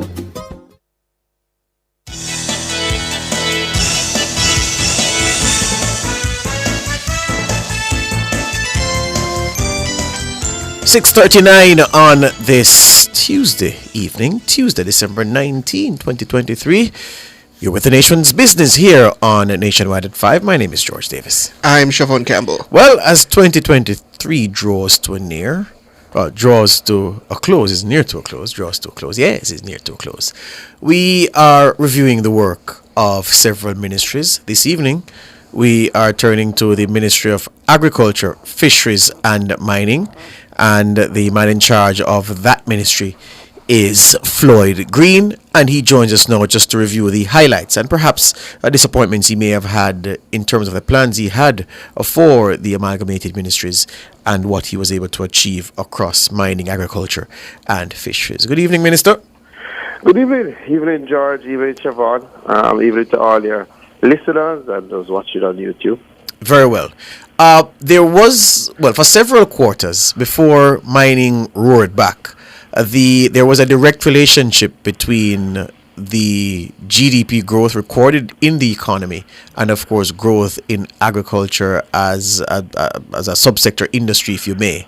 If agriculture grew, the economy grew. That held for many quarters, many a year. And, of course, but for what mining did, that would have been the case for the last few quarters. When you look back at the year 2023 and overall, we want the overall perspective, before we go granular.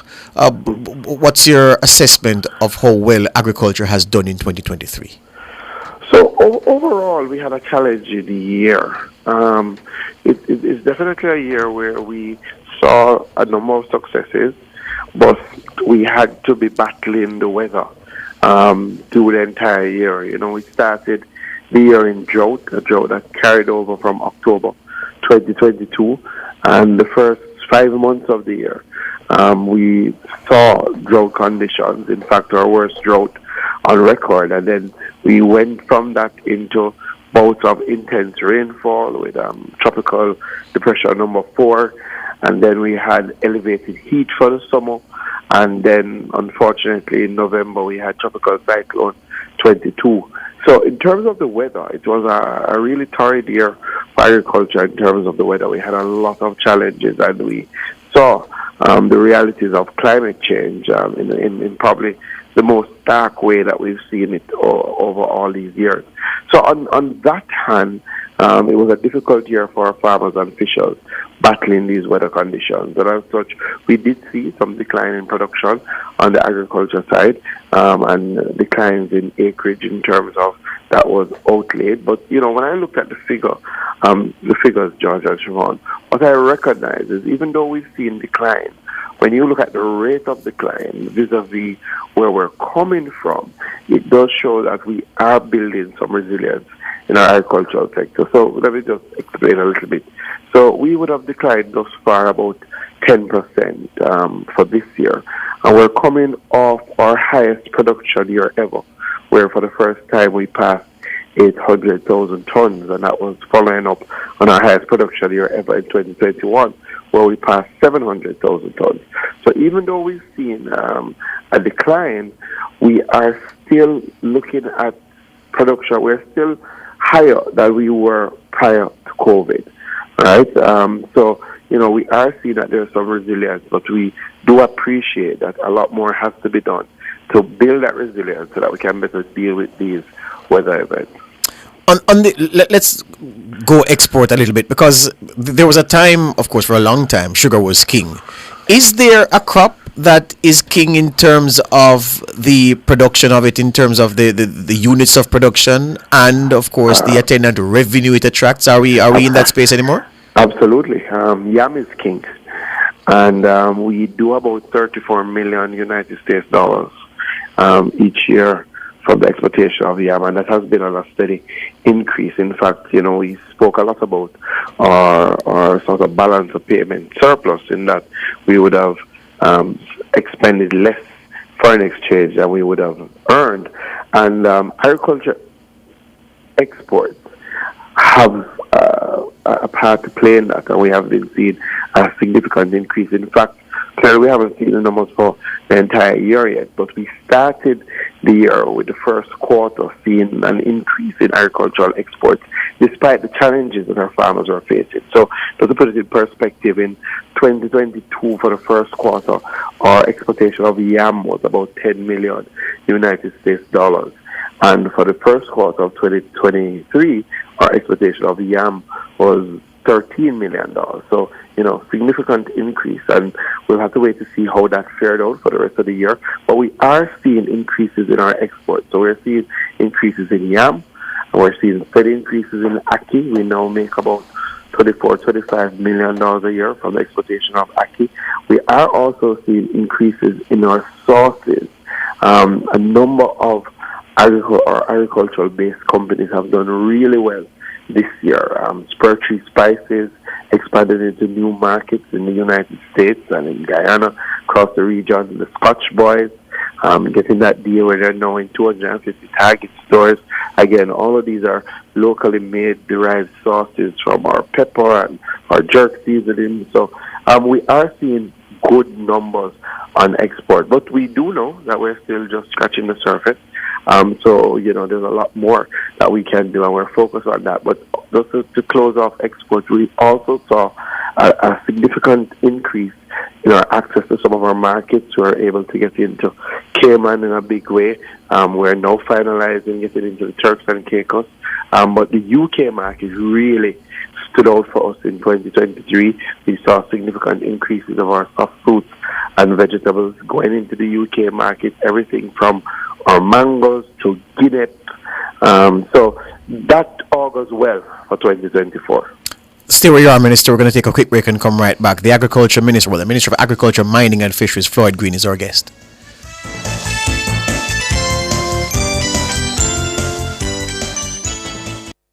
Become Team Jamaica certified to shape the future of Jamaica's tourism sector. TPDCO's Team Jamaica, shaping ambassadors for life. The time by TPDCO's Team Jamaica training program is 14 minutes to 7. It's Christmas time and there are gifts that go, gifts that blow, and then there are gifts that grow. Like a Sure Start savings account from CIBC First Caribbean. Sure Start is a savings account designed to grow with your children from birth to 17 years. It's easy to start and easy to grow, allowing you to top up and monitor at the ABM, online and through the mobile app. So give the gift of a brighter, smarter future with a Sure Start account from CIBC First Caribbean. Missing persons, may I help you? Yes, my wife is missing. Where did you last see her? In Kemlani Mart. They have huge savings on living room, dining room, bedroom sets. Really? And that's not all. There are doors, toilets, tiles, low prices on TVs, fridges, stoves, and more. Is your credit card missing, sir? Yes, how you know? She's still in Kemlani Mart, sir. Go check. Okay. I love this place, you see. Hello, I found her. Kemlani Mart, you will never want to leave.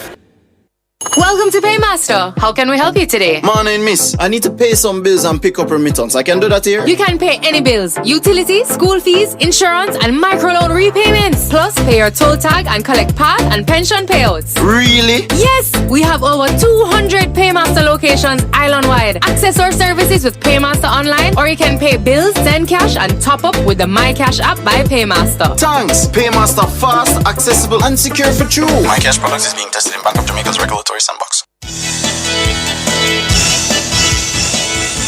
6:47, you're in the nation's business, where we're discussing the portfolio of the Minister Floyd Green, that is agriculture, fisheries and mining.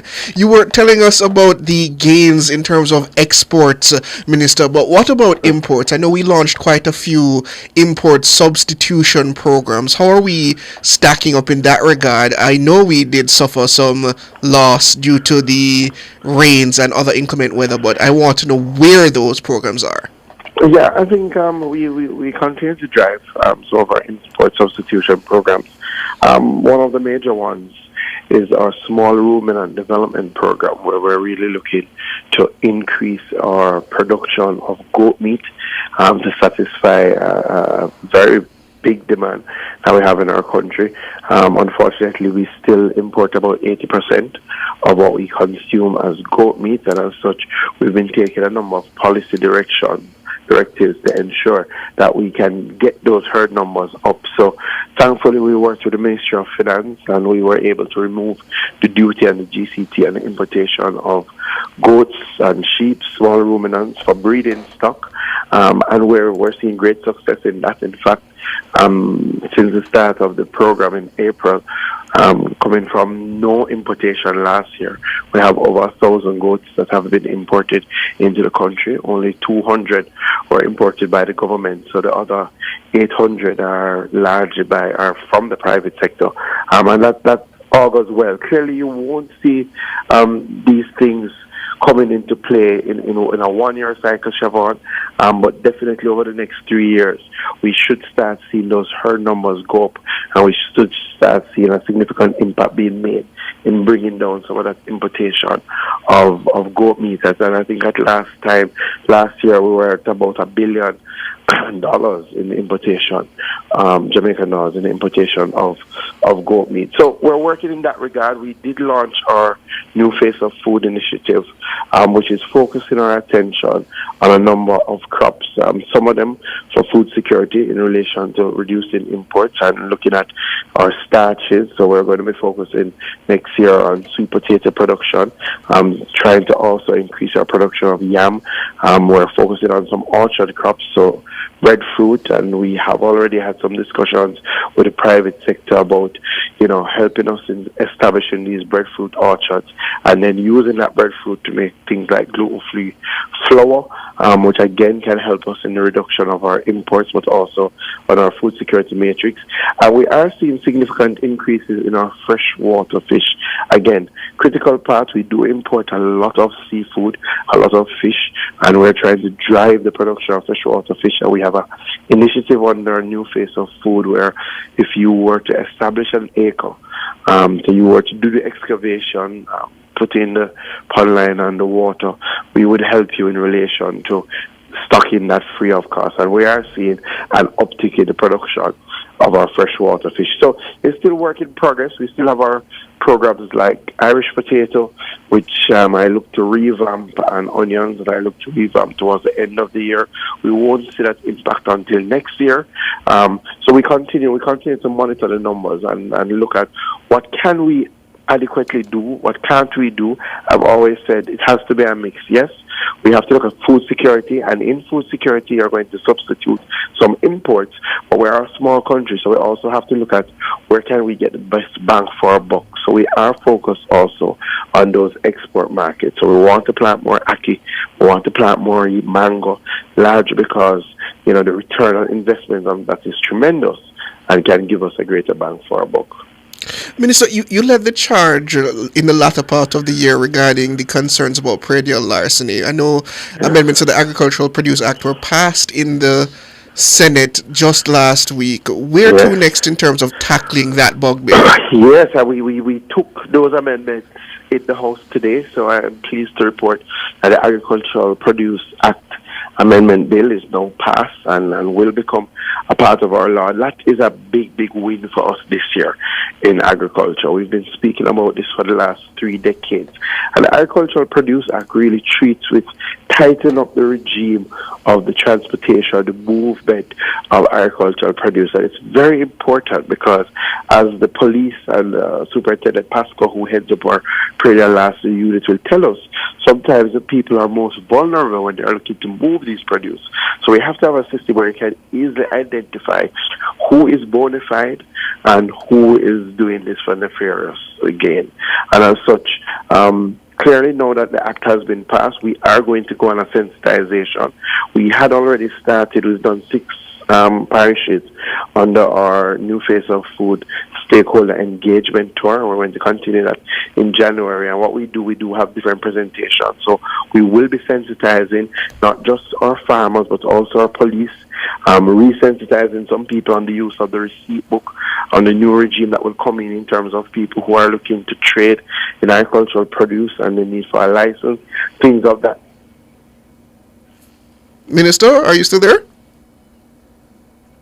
Oh dear, I think we've lost the minister. We'll try to get him back. So, I'm just wondering, considering the concerns about predial larceny that were raised and the need for what I think was deemed agricultural wardens, I believe that's something the minister says he hopes to tackle in the coming years. We asked him if we could hold him to delivering that by the first quarter. He didn't give a hard yes, but he said he'd be working towards it, more likely the middle of the year. And I'd like to hear him respond to that if we get him back on the line. And just a couple more on agriculture, because we must remember that there's also fisheries and mining, which there are important updates to get, important questions to ask in those two areas of the consolidated ministry as well.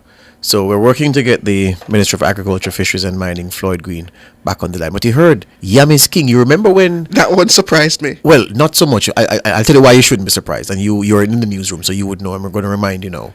Remember when, before the reshuffle, and Pernell Charles Jr. was the agriculture minister. Yes. We carried a couple of stories where he was at Hague at a festival, and he was talking about yam production and Trelawney, the number one, and the significant jump in yam production across the island, and the tonnage. So from then we were on track in terms of what we were producing.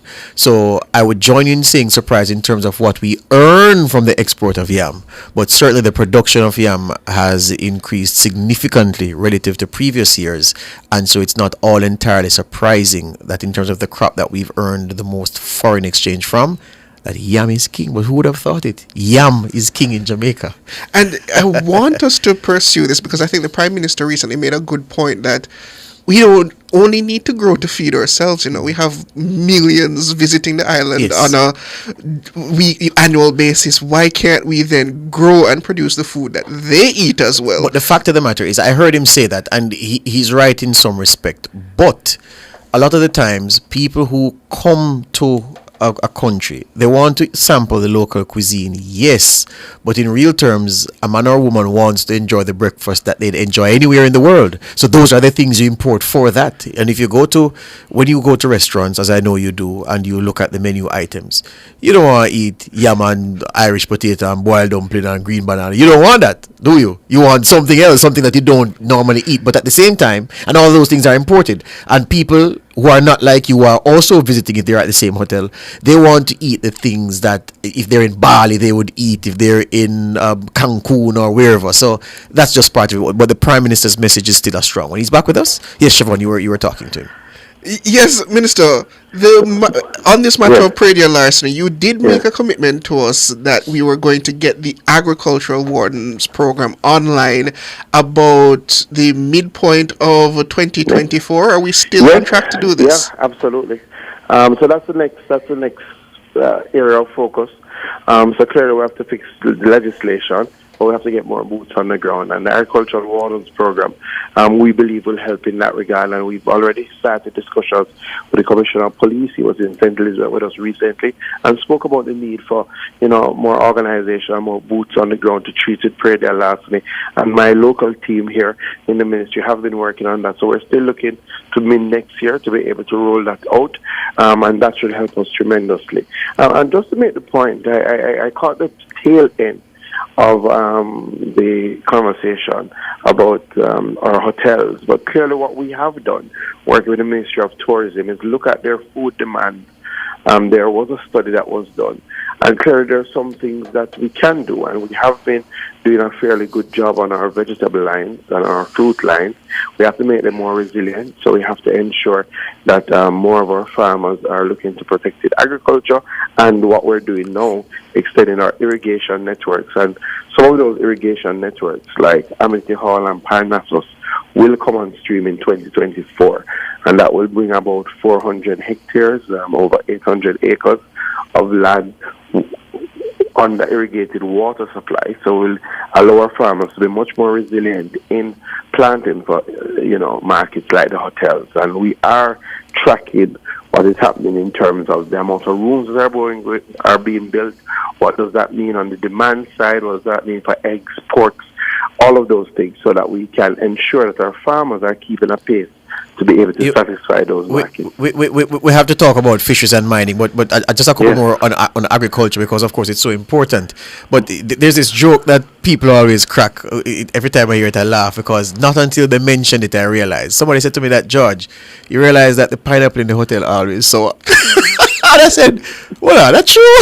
Every time, it doesn't matter where you go. We don't know what kind of hotel, we don't know what kind of pine they sell in the hotel. You know very well as a man from Pine Country, Minister, that you have the cowboy pine and you have the sugar loaf. I don't eat cowboy pine because it's unpredictable. Yeah, so I don't know. You have different types of pine, as you know. Some pines are really good in terms of their consistency and the size of the fruit. Some pine are better on their sugar content. But, to each their own. What we have been seeing is a significant increase in our pine production.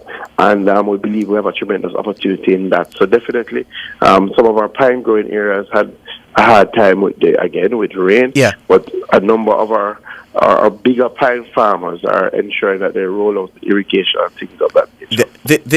I wanted to ask you this, because I've gotten several complaints about it. I mean, people just call, ask to speak to the newsroom. If the reporters aren't there, the call is routed to me, and I noted about 3 of the complaints. So here's the complaint, Minister, where agriculture is concerned. People are complaining about the fertilizer distribution, or the fertilizer assistance that you announced recently. Mm-hmm. People are saying the way it's distributed is partisan, that it's unfair. They say, why is it that MPs are managing the distribution of the fertilizer? I said, oh, that's a thing. They said, yes. So I said, it's not RADA. They said, no. Even if it's talked at RADA, it's the MP where the RADA office is who directs RADA who to give and how to give, and that is hostage to political considerations. And I said, what, I'd save that one and put it to you here on this platform. So we use a multiplicity of methodologies to distribute any sort of whether it be benefit or any program that we have that flows through any of our entities, including RADA. And there's no difference for the fertilizer. So the fertilizer that we have received is being shared across a multiplicity of programs. RADA separately as an entity is using the fertilizer and will be distributing the fertilizer to help its production programs. We do have about 12 priority crops that we try to help in terms of production, and we're going to be driving that, so farmers in those priority crops will get some support. Clearly, we've also earmarked some of the fertilizer to help in relation to our disaster recovery, and we would have announced that. So some farmers in St. Thomas, East Rural St. Andrew, the members of parliament do get their own separate allocation, because again, a number of farmers reach out directly to their MP, and it doesn't matter whether you are a JLP MP or a PMP MP, but that is the small part of the allocation. We also do allocations to entities like the Banana Board, the JAS. We're going to be doing some to coffee to help our coffee farmers through JACRA. So it's a wide array. I think one of the things that is challenging is that there is oftentimes a gap between announcement, and I'm saying to the RADA team that we have to work on that, a significant gap between announcement of these programs and when it actually reaches the farmer. That's one. 2, we have to do a better job of being able to show, George, to say, listen, we got 100 bags of fertilizer. These are the farmers who got. Yes. These are the things that they plant, and then to show how this has helped in driving production. And clearly, we always have to kind of stay on top of the ball to ensure that there's accountability and to ensure that people are not, abusing the system. So, we continuously put in programs to lead to that transparency and lead to that accountability. But people can rest assured that in the distribution of agricultural inputs and agricultural items, we are ensuring that it is not partisan and that it is done through the various entities. But as I've always said, the MPs also have a role to play in that. Yeah. Fisheries. When Minister Tufton was agriculture minister a few cycles ago, I was working at NEPA at the time, I remember, and there was a huge focus on the traps, the nets that the fishermen use, the fish pots especially, and in Westmoreland about the regulating the size of the mesh that they used, and there was a huge effort being placed on protecting the fish sanctuaries so that we didn't lose certain varieties. And you as a countryman minister, you know, unlike it frustrates me when I hear town people go crazy over snapper, like snapper is the king of seafood. I mean, it's just a regular fish. There are so many turbot, jack, this, that, we're superior to that, but we're not going to that right now. I'm just saying that protecting the fish sanctuaries, there was a priority on that. Now that you have the baton, what's the report on the fish sanctuaries this year and the netting that the fishermen are using? Is it regulation size? Do we have a problem with that? And very importantly, conch fishing. There was another issue as well years ago where Honduran fishermen in boats off the Pedro Keys and elsewhere were fishing conch in season, out of season. The Marine Police had a hell of a time intercepting them. Do we still have that problem? Yeah, so a couple of things. So fisheries is a major priority for me as minister. And, you know, I have a number of fishing beaches in my own neck of the woods as MP for Southwest, which, as you know, is a coastal constituency. So, you know, last time I was minister, we started the Fisheries Incentive Program. It was the first time that we were designing a program to help our officials retool. I carved out a small one upon return, but next year in the next budget cycle, I'm definitely going to push to have a standardized fisheries incentive program akin to what we do for our farmers to ensure that our artisanal fishers have some support, because part of what we have to do is ensure that they can go further out, and I'll speak more about that. Our sanctuaries are doing well. Clearly what we've recognized is that we have to find ways for our sanctuaries to be able to sustain themselves, to raise resources, and as such we've been working with the World Bank on a program, and we've identified about 5 or 6 sanctuaries that we have business plans that we're going to be rolling out next year for them. So for example, in Galleon we're going to be focusing on ecotourism. So under the program they're going to get some kayaks, they're going to get a pier, they're going to get an administrative office, they're going to be able to have tours going out into the sanctuary so people can see the rebirth of so many. You know, you spoke about a lot of different species, George, that we don't talk about a lot. And what we've seen from the sanctuaries is that those things are coming back. We're going to be working with our sanctuary in Westmoreland to look at oyster farming. So in each sanctuary, the ones that we've identified, we have a business model that we're going to be implementing next year so they can sustain themselves. Additionally, we do still need to protect more of our ocean space. So we do plan in 2024 to put in place 2 new sanctuaries. Again, working with our NGO partners, we're going to be doing one in St. James. We're going to be doing one in Hanover, again, to protect more of our space so we can build back our nearshore fish. As we seek to build back our nearshore fish, then we have to get our fishers to go further out. What that means is training. So we currently have a program where we're training 20 fishers across different fishing beaches in long line fishing. That is when they go out into our pelagic waters. We have everything. We have tuna, we have the mahi-mahi, we have wahoo. But again, if you stay near to shore, you won't get them. So we're trying to work with our fishers, teach them the principles, retool them, give them the equipment like the GPS, the radios, so that they can go further out and fish for those big fish and get better returns on their investment.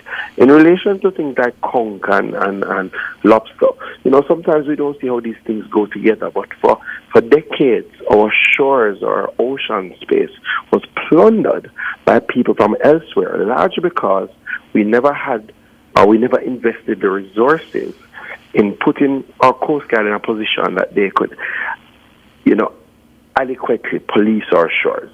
Since the last 6 years, you would have seen up to recently, up to 2 weeks ago, we would have gotten a new vessel again. And those vessels that have gone out from the Coast Guard, you know, the first time the vessel went out, George and Chevron, the first vessel that we got, the new vessel, the first time it went out, it caught illegal fishers, right? What we are seeing a downturn in those illegal fishers. I'm not saying it's not still a problem, but we've seen a significant downturn, and that means an upturn in our conch industry. Remember, we had to shut down our current industry for a couple of years. Now it's back up and doing well, and the exports are doing well. We're seeing an uptick in our lobster industry. In fact, when I speak to my fishers, they're saying this year they're seeing some of the best catches that they have ever seen, right? So, we are seeing the benefits of having a stronger Coast Guard that is going out and better policing our ocean space. So that is work in progress. I'm going to be focusing on some fishing beach rehabilitation. We're going to be doing some roads to the fishing beaches. In fact, one is under construction now in White House.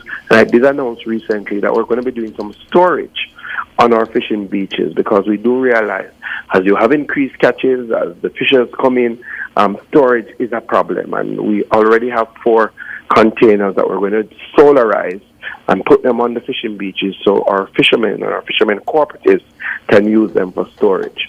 So, we're going to be placing a lot of emphasis on our fisheries sector. And bauxite, Minister, I know comparatively to agriculture, bauxite has been less constrained, it's in recovery, but there are still some concerns, particularly regarding Discovery Bauxite and Special Mining Lease 173.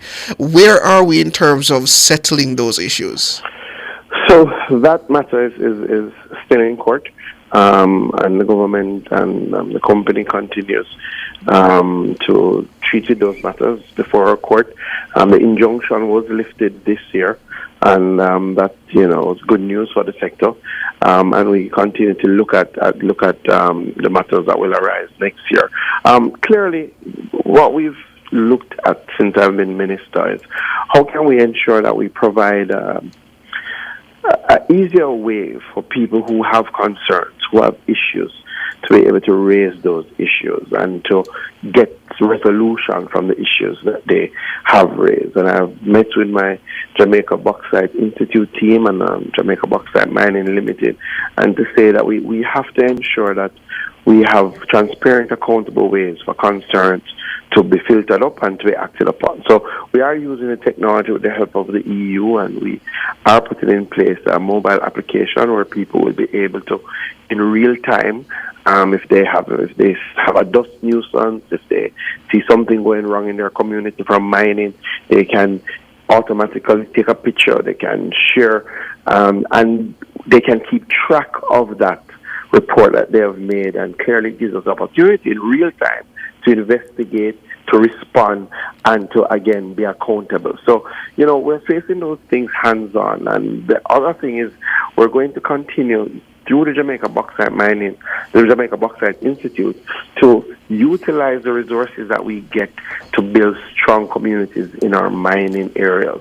So one of the good things that I did this year was the journey to Broadleaf in Manchester with MP Crawford, where that health center was condemned by the health department and was closed down because of years of neglect, and we were able to, through the money from bauxite mining, through the Jamaica Bauxite Institute, to not only renovate but to expand and to reopen that health center for the residents. And again, we have to do more of those projects so that ultimately people can see not only the national benefit from bauxite, not only the benefit to employment from bauxite, but also how their individual communities are made better. So we continue to work with all our private sector partners. As you know, Jamaica had a rough year the year before, but this year was a year of rebuilding. I did tour and I did look at their plans, and we're trying to support them. Windalco continues on its trajectory and is going to be doing some new mining come 2024. We continue to work with them, and we continue to work with Discovery. There have been challenges, and we have had a plethora of meetings, and we continue to monitor that situation to ensure that they can continue, not only in terms of employment, but continue to be a positive contributor to our overall economy. But there's one area where we saw, George Chevron, significant increase this year is in our exportation of limestone, right? So, we are looking at our industrial minerals and how can we capitalize on that. We saw about a 300% increase in the exportation of limestone this year, and the demand all around the world is significant. But I've said to the team, let us quickly, we have a minerals policy, but let us drill down a little bit more on our industrial minerals and see how we can ensure that we learn learn from some of the challenges that we've had in the past with bauxite and maximize our return to the country from areas like limestone exploitation and limestone mining. And finally from me, Minister, I noticed you skipped over GISCO from your neck of the woods. Are we no closer to getting that plant back online? We have been working non-stop behind the scenes in relation to GISCO. In fact, the first meeting I had as Minister of Mining, along with State Minister Witter, and I must say, State Minister Witter has been working on some of the areas in mining, like land reclamation, titles, some of those long-standing problems. I believe in 2024 you will see us making a tremendous impact in resolving some of those issues. In fact, State Minister Witter has toured about 5 or 6 parishes and visited mining, resettlements of people who've been moved and listened to their concerns. But back to GISCO. So our first meeting was with GISCO.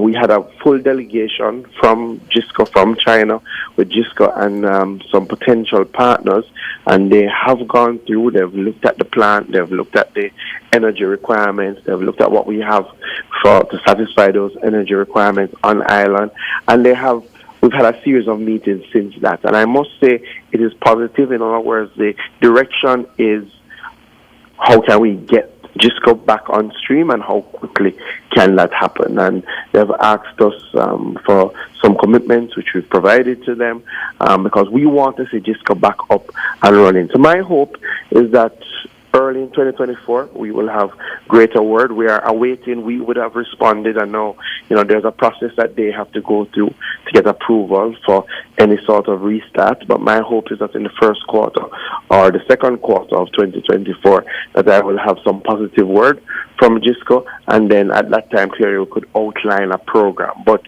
just to say that they're still committed. In fact, I spoke to them last week, and the direction, they still have somebody here who that is his task to get the plant back up and running. So it appears that they're still committed in that direction, and we're here to facilitate them as government. Okay, that is Agriculture, Fisheries and Mining Minister Floyd Green. Thank you for joining us, Minister. Anytime. Thank you, guys. All the best for the season. All the best for the season. I remember buy Jamaican when you go to shop. Yeah, man. Always. Thank you, and same to you, sir. Same to you and the family. All right. More after this.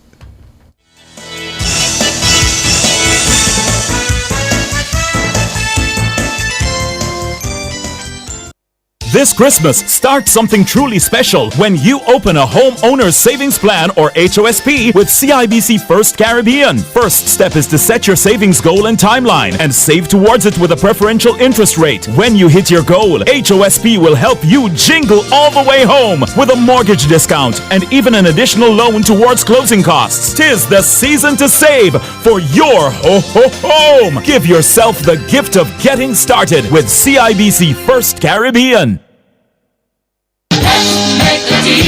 Yes, Kemlani Mart is making deals. Really? Deals like what? On scratch, dented, new furniture and appliances. Oh, that's great. And that's not all. Kemlani Mart has tiles, toilets, doors at crazy low prices. So I can make a deal on a sofa set? Of course, and dining room sets, outdoor furniture, ACs and more. No reasonable offer will be refused. Only at Kemlani Mart, Manor Center and 77 King Street. I love this place, you see.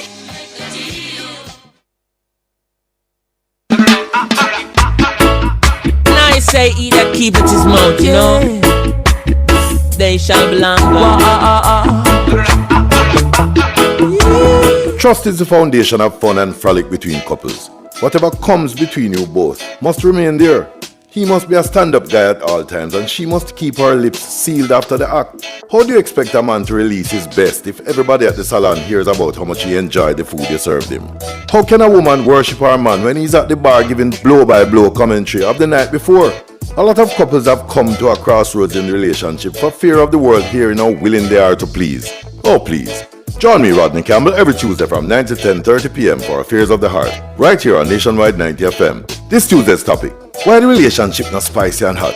Or because someone only walk then walk and chat?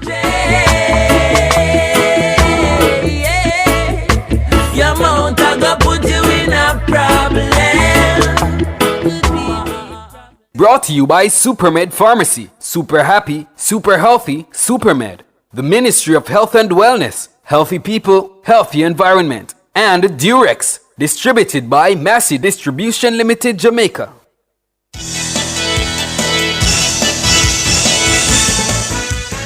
Since inception, Christmas has been regarded widely as a time for family. Family members who live away from each other usually come together for the merriment of the season and all that that brings. There has been an age-old practice of leaving elderly relatives in public health facilities over the holidays so that we're not burdened by them. You know, we lock them away and we enjoy Christmas. What can we do to incorporate our elderly loved ones into the season of goodwill? We're being joined by Professor of Public Health and Aging at the University of the West Indies, Mona Denise Eldemeyer Shearer, to discuss this topic. Good evening, madam. Good evening. Good topic for you to discuss at this time of year. The tradition at my house is always to go down to my grandmother's house, eat some curry goat, some ham and some chicken, and that has always been every year going now. Has that changed somewhat in the years? Are we not focusing or giving the attention due to our elders? It has not changed in the rural areas. The grandparents, the older people in the community, oops, sorry about dogs, are very much part of Christmas. In the more towns, and I don't only mean Kingston, the Montego Bay towns, we tend to be too busy. It's not that we forget them, but we kind of get busy. And it's important to remember them because of what you said, or I should say remember us, because of what you said as your lead-in, persons have always been a part of the family spirit. So how do you ensure that they are? One older person told me about 10 years ago, just remember us, give us a phone call, touch base with us, find out if we would like to go with you. Some of the older people, if you're going even to go down to Emancipation Park, something like that, to see the lights, are quite happy to go. They want to see it. Is Christmas now what it was when they were young? We don't have the walks on downtown and all of that. But just include them in activities. One of the things also that and maybe this is because of my profession, check on everything that they're going to need over Christmas that you are responsible for. Make sure their prescriptions have been filled. You don't want them calling you Christmas Day, oh, I don't have my blood pressure tablet, I don't have my diabetes tablet. That sort of thing. So make sure that they have everything that they need to have. Include them in the eating, but make sure you have something they can eat. Recognizing digestion slows down, they may not eat as much meat, so you have a piece of chicken or something for them. Let them tell stories. You know, when you're getting around to just chat, talk about old time. Let them share with the young ones some of what was done in yesteryear. Let me pause. I wonder, Professor, as you raise an interesting point, because I do love sitting down listening to my grandfather and my grandmother talk about, back in my day, and when this happened. Those make for interesting tales and discussions. But it does not seem that there is a great of interest among my generation going further down in the elderly and what they have gone through in the past. I agree with you. I agree, and that's why I'm saying that this is the time of year that somebody in the household, in the family, can make a conscious effort to bring them in. I suspect that some of the younger generation who have gotten so involved with internet and those sorts of things have no idea that older people of yesteryear had as much fun for their generation as you young people are having in your. Some of the games that were played, some of the some of the church things that people used to go to were really quite enjoyable. The hymn singing, no different now the gospel singing. Think about it. Professor Shiro? Yes. Oh, you're still there. Then, expert, what is it that, what kind of connections or points of interest do you think that we could cultivate between people of the generations in their 20s and their teens going down with those of the now older generations, their 60s heading up, when it seems that the relation and actual point of interest have kind of disengaged? I think we need to get back to talking. I mean, you go places now and people are sitting on phones texting each other and they're in the same room. So I think for families, including the extended family, not necessarily only biological, can decide that once a week, once a month, you're going to sit down and have family chat time. Where did you go to school? What was school like? What were some of the uniforms like? You could also stimulate the older people in the family when you have the young ones that are doing SBAs that have to do these histories of heroes, old-time people, Mary C. Cole, I think of. Encourage the young ones to go to the older people and ask about them. And they will be able to give you the history of these persons. Yeah. Well, Professor Shearer, I'm intrigued by the development of technology, the development of society, and how people seem to be more self-absorbed and the chasing the almighty dollar and doing this and doing that over the season. And I'm wondering if we are discounting that as a factor for city-dwelling folk more likely to ignore older folk at a time like this. What say you on that? I don't think we're discounting it. I think we're recognizing the issue. You're very right. You're spot on. And I think you would also be surprised of the number of older people who can actually use WhatsApp. Mm-hmm. We found during COVID, a lot of young people found that their grandparents could actually use WhatsApp, Oh? Yes. We have put on computer classes at Mona Aging and Wellness, and so has the National Council. You would be surprised to see the number of older people that have a tablet because some grandchild or something that's overseas sent it for them so they can communicate. Yes. So I think it's for us to inquire, not to assume. I'm wondering how change in society can motivate us to change the way we engage with the elderly for the better. And here's where I'm coming from. You know very well, I mean, when you were a little girl, the family unit was, I won't say stronger, but maybe it was stronger, of course, but different. People sat down, had dinner together. There was one television. Years later, everybody watched it if you had one. But you sat together every night for dinner. Holidays was a time for family. You had to speak to each other because there was no phone to absorb or lose yourself into. There was no video game. But I'm wondering, in this modern reality, Professor, how do we adapt to the modern way and keep that strong people link going is perhaps $1 million question.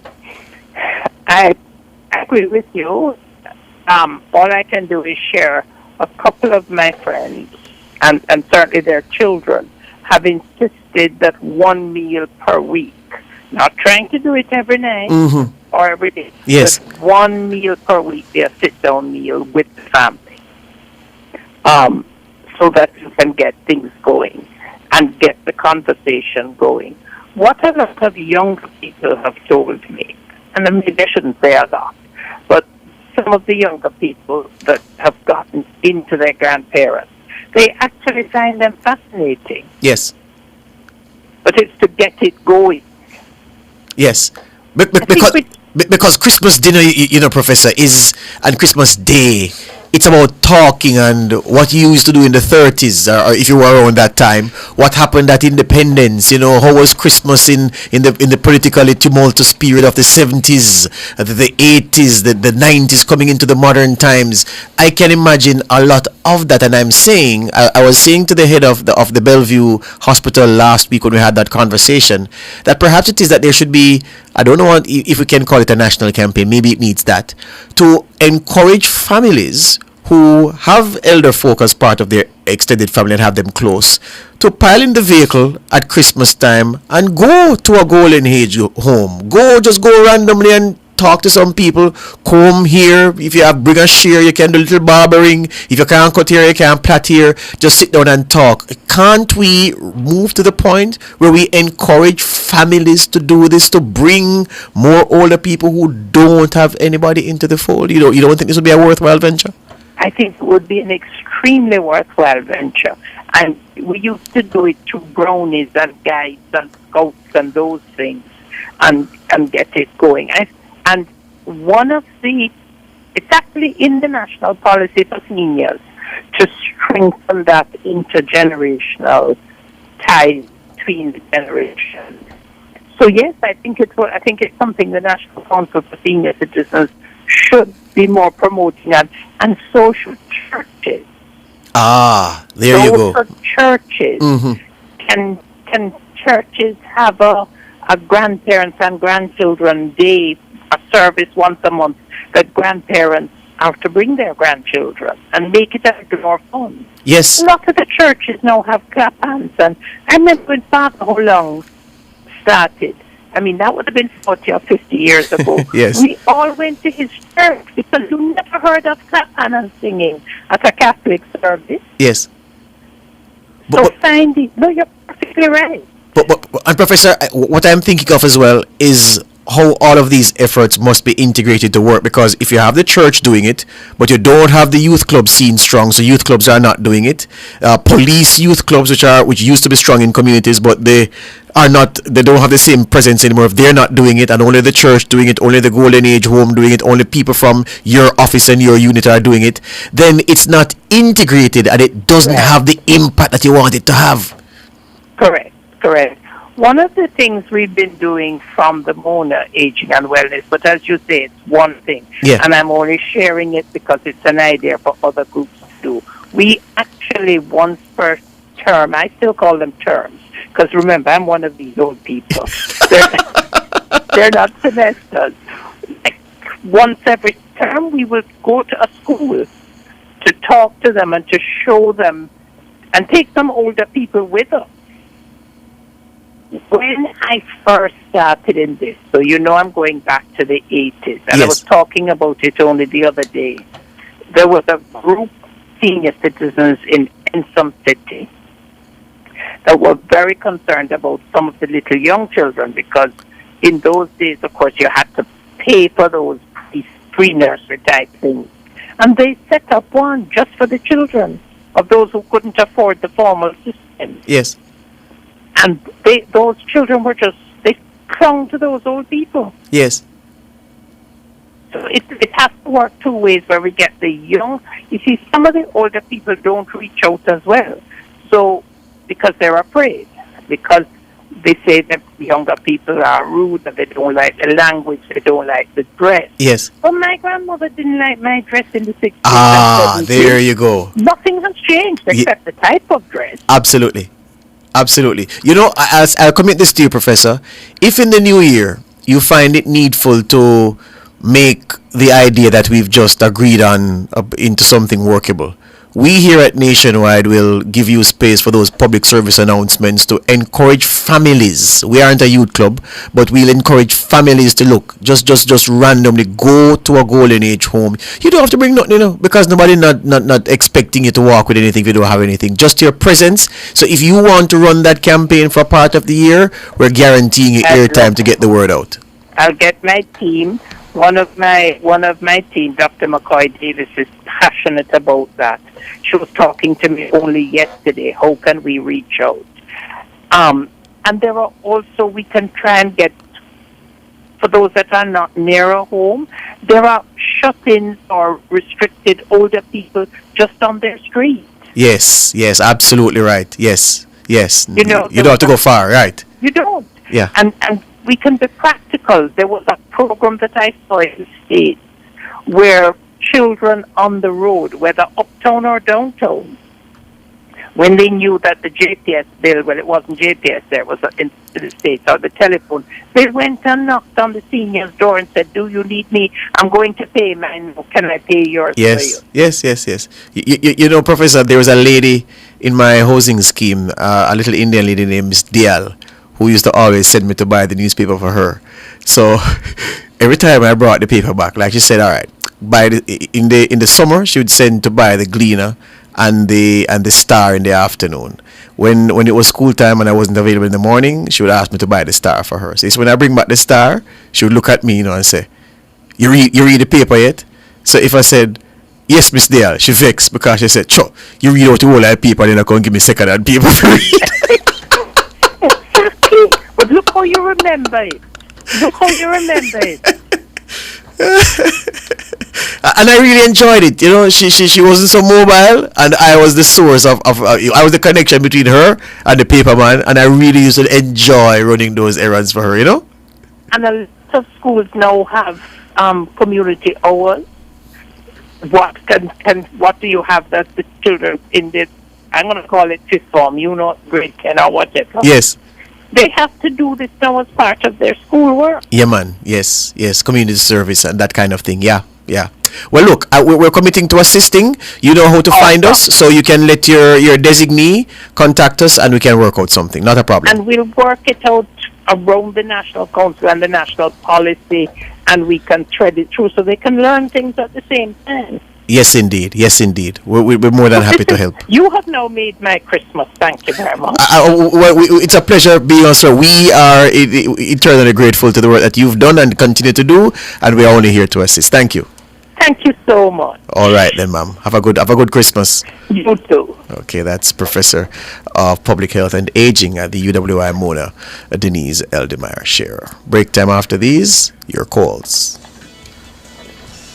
The numbers are 630-937-124 and 618-8255. Come chat with us.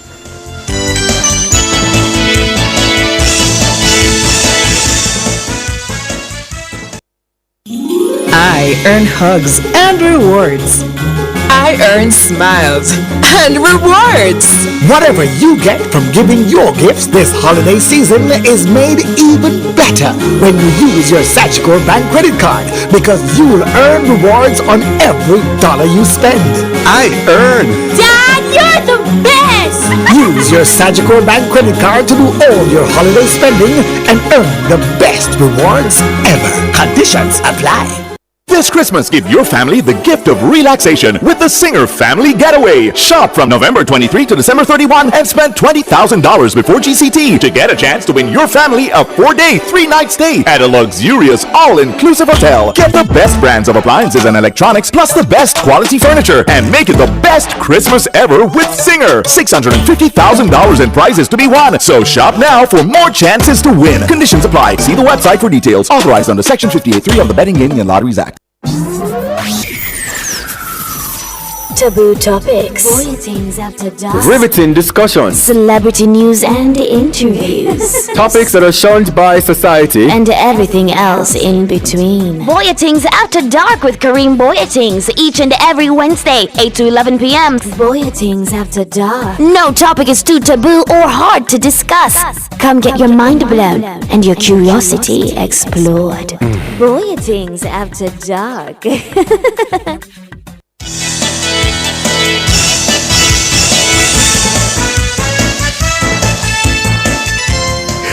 It's 7:37, 23 minutes going up to the hour. East Central is our first caller. Is this man still in Clarendon, Siobhan?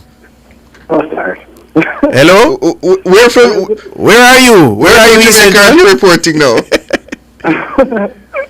Well, I'm not at the location reporting now. I am just at the base. Yeah, you're up on the base? Up on the base. Yeah, drink a special. I'm going to start that yet. No. Let's start that yet, sir. What's on your mind? But if we even want you and Mr. Siobhan to put some things into perspective for us. And we have some new words come up, and the new words that come up is adverse possession of property. So in relation to adverse possession of property, how someone go on claims adverse possession of property? How many years is it? We want to tell you, when you ask a question like that, adverse possession, and you fooled me a while because you said new word. That's not a word. It's not a word, man. It's a name of something. Anyway, check that first. We're gonna adverse possession. So we're gonna check it and tell you precisely. No man. What? You don't want it? I want you to provide the answer today or tomorrow. No, man. We're trying to find it for you right now. Yeah, man. Okay. Right, but we can't talk while Siobhan So we searching. can talk otherwise. Yeah, man. So in relation to when somebody talk about adverse possession of property, does it mean after a certain year you can claim the property? Yes, but the reason I asked to search it essentially so I can tell you precisely how many. I don't want to tell you from memory. So read the thing for him, Siobhan. It says squatters may acquire valid title under adverse possession to the land if they continuously control the property for 12 years without force, without secrecy, and without permission. There you go, sir. Okay, so do you believe that when the legislator put in that provision called adverse possession, do you think that it was a wise move in putting that provision in terms of squatters should always have rights? It makes sense, you know. If you go back to what the Prime Minister was saying today, it's the abuse of it and then the hypocrisy with those who encourage people to squat. But it is I think it's totally in order for government to have that provision in laws concerning land and the occupation of same. If there's land, and there's a lot of land that the people who own it died and they didn't have any next of kin, and or people own it and have no interest in it, and you go and you make it yours after 12 years, you can apply for and expect to get a title. I think nothing is wrong with that. The problem is these informal settlements that spring up on politicians because they want to vote, encourage people to go. The Prime Minister said it beautifully earlier today in Clifton. Okay, I understand. So what about on the government land? Because you give me 12-year on private land. What about on the government land? That's the problem now. You should never squat on government land.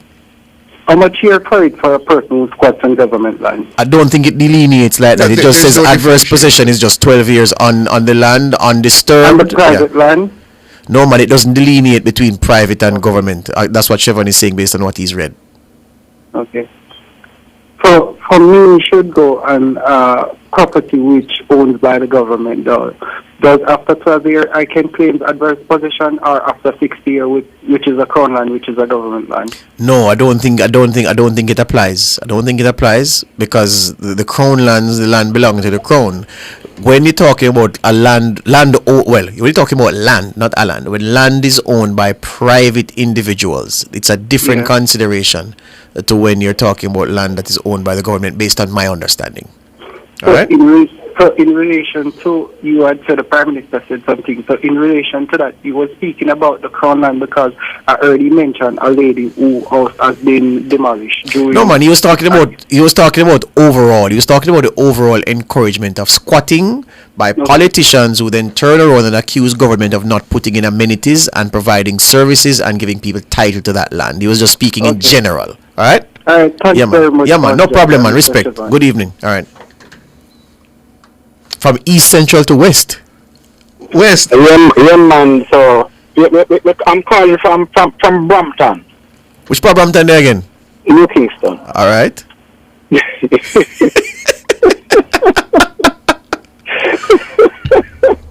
Come from Brampton Road, New Kingston, not USA. All right, sir. But George, me keep on listen Cliff and go on like say in not get a big show already, you know, cause me tell you the other day, you know, that you and their name from England police force now. Dennis. On a build a big show to a certain level that the big show right now start the day and the catch can drop, you know. So see, what happened to the founding ladies who did such an excellent job? Come the man, Chuck. But when we start with Emily and stuff, and Naomi and them, yes. yeah, because we start with Raga Shanti, Yes. right? But then now, when we listen to when we just listen to, no, the lady them for me, they mainly come across to me in a sense where they're more entertaining to me. But when it come up on you and Dennis now, we learn a whole lot. All right. Right. So when it come on to current affair and or present it, or bring it across, Mm-hmm. you know, and then just come on now. It just hard for me to go anywhere else. And from them the time they saw to click me to be one on the rest and one like someone to name my big show and the team on. And between him and Ricardo, they have a private feud. Yeah, that they fight. So the big show and the big show, and he might like it, but he have to work with it. All right, Wes, I hear you loud and clear. So I just want to send a greetings to the item from Nationwide, everybody. Yeah, man. And we have done an excellent job. We appreciate it. Yeah, so you know everybody are prepared to enjoy them Christmas food and all sort of eating. Yeah. But careful when you put on the mouth, because you can't make sure so when you put in your mouth, Yes. is food and is not a knife you put in your throat. Understood. Very, very good advice. So make Siobhan read Isaiah 66 verse 17 on the ear and make and him understand. Him get a clear understanding when I say careful how you eat, because you might eat something Yes. and think of food. Yes. But a knife you put in your throat. Yeah, man. So All right. you know to read something essential a while ago.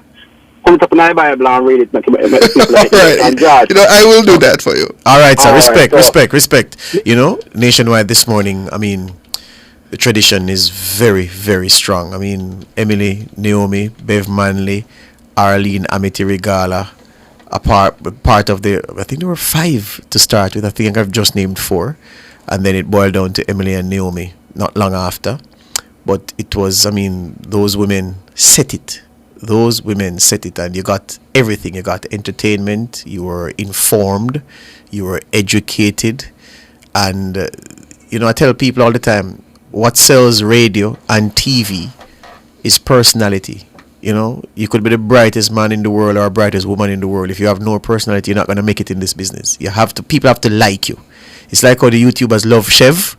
You know, and I see women in the chat want to marry you and all these things. Women say, well, if she divorced, is you. You know, you have to have personality, and you know, those ladies had it in spades, along with being very analytical, very intelligent, and emotionally intelligent, and just, I mean, they love their laugh. They could laugh at themselves, and they set it. And this morning has continued very strong over the years. It's in good hands now with Tawna and Ricardo and Saeed, and yeah. I'm sure if Ricardo is right now, his ears are burning. Oh, Brooks? Yes. There you go. Delroy is online. Good evening, Delroy. Good evening to you both. How are you? Good man. Good. Very good. Mr. Johnson, the CTA president. JTA president. The JTA, right, president. Each time I listen to him, I say, I don't know, you know.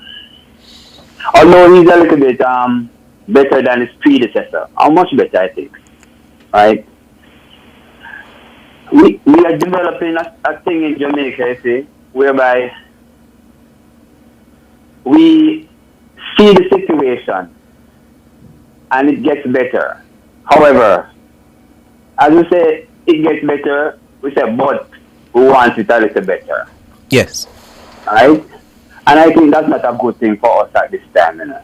Why you say that, though? Right? Mm-hmm. Because we will never appreciate the building that is going on. Mm-hmm. It's like a family. The father comes home and he gets a pay increase. And he gives the daughter and the son something that they've always wanted, never had before. Right? And then by next week, realizing that he has a little bit more money now, they start asking for other things. Yes. And as they ask for it, he gives it to them. But when they get it, they say, thank you. Sometimes they don't say thank you very much, but they say, it could have better. Yes. And that's what I see in Mr. Johnson, right? Yes. Personally, I think the JTA could start in as a JTA, start doing things for the teacher as their association. But hold on now. Right. Hold on now. I gave you a little run, so hear me now. I was waiting for you to come here. But you must remember, my friend, Leighton Johnson in this capacity is a trade union leader. Leighton Johnson is, it is good if he sees the whole picture, articulates his views based on the whole picture perspective, and takes into consideration those things that are being done against what he would like to see done. But at the end of the day, when you talk about brass tacks, my friend, Leighton Johnson is a trade union leader who will tell you the interest of the teachers come first. In other words, if it is good for the teachers and bad for the rest, Leighton Johnson is obliged to go in that direction because he is the leader of a trade union. Don't forget, he's not just an association head. He's not an advocate. He is a trade union leader, and he is in every moment, my friend, agitating on behalf of those who pay him. That is true. However, in the discussion a while ago with Ms. Williams Singh, is her name? Yes, sir. That's correct. She had to draw it out of him that something good happened. If you were to listen to, I didn't listen to all of his speech, right? So I just take what comes on the news and stuff, and that's not all of it, right? But she had to draw out of him what was done between some time ago, a short time ago, until now. And then he had to say, yes, it's true that all of this. But to me, what she said has happened in this short period of time. They have, what, let's say 2,000 of those. Over 2,300, right? She said, yeah, man. And she has done more than half, 60% of them is coming on stream. I think that's a lot. 50% is always good enough. More than 50% is always good. Yes. And she had to drag it out of him that's a good thing that has happened. And if you remember, my friend, said yes. and if you remember, as I said to Mrs. Williams Singh, I recall like it was yesterday, when this country nearly eat itself when they found out how few of the early childhood institutions were registered. Yeah? So now we make it seem as if we're almost at 90% registration, like it's nothing. When the reverse happened, we nearly fry everybody who involved in early childhood education for having so many unregistered institutions across the country. What is the standard for teaching children and all that? So incrementally and more improvements have been made, but I'm sure, my friend, if you were in Leighton Johnson's position, you'd be saying the same thing. No, let me close by saying this. No, it would not be. Right? I think it is dishonest, right, when people behave like that. And you say, because he's a trade unionist, and other people say to me, because they are politicians, they are allowed to be dishonest right in front of your face by saying things they know is not right. And then you say, well, the politicians, they can do it. They should not do it. And we should not allow them to do it because it's dishonest. It is, and that's how I look at it. Well, but nobody's trying to separate. Nobody's trying to separate you from your view, sir. And the fact of the matter is, if you think they're dishonest, and if you have the perspicacity to detect ill intent, other people do too. Right, and I would like to encourage all those persons. Just as I'm calling now, I'm calling them out. I would like them to call them out also. Just because they're politicians, they cannot be dishonest. Just because they're union, they can't say the things, cover it up, because there are other persons who don't know better, listening to them, and as a result, fall in that thing to say that such and such. Hear you on that. And I think that's why some of the society is right. Hear you on that, and you got your space to say it, and nobody's denying you what your opinion is. All right? Have a good evening. Respect. You know, that matter you raised up about the JTA being a trade union first, yes. It's an interesting point in noting why we're going ahead with this matter of the Jamaica Teaching Council, because if you recall, the JTA was in objection to it, saying that they should be the professional body that governs the profession of teaching.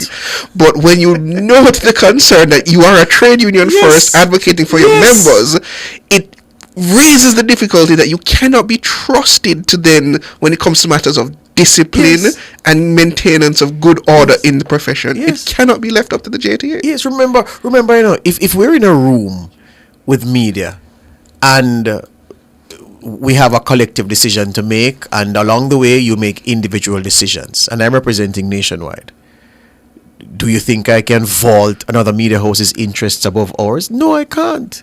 I'm there. It's Nationwide first. If Nationwide can extract benefits at the expense of everybody else, I'm obliged to go after those benefits. That's how self-interest works, and I said it on this program, and maybe people don't understand.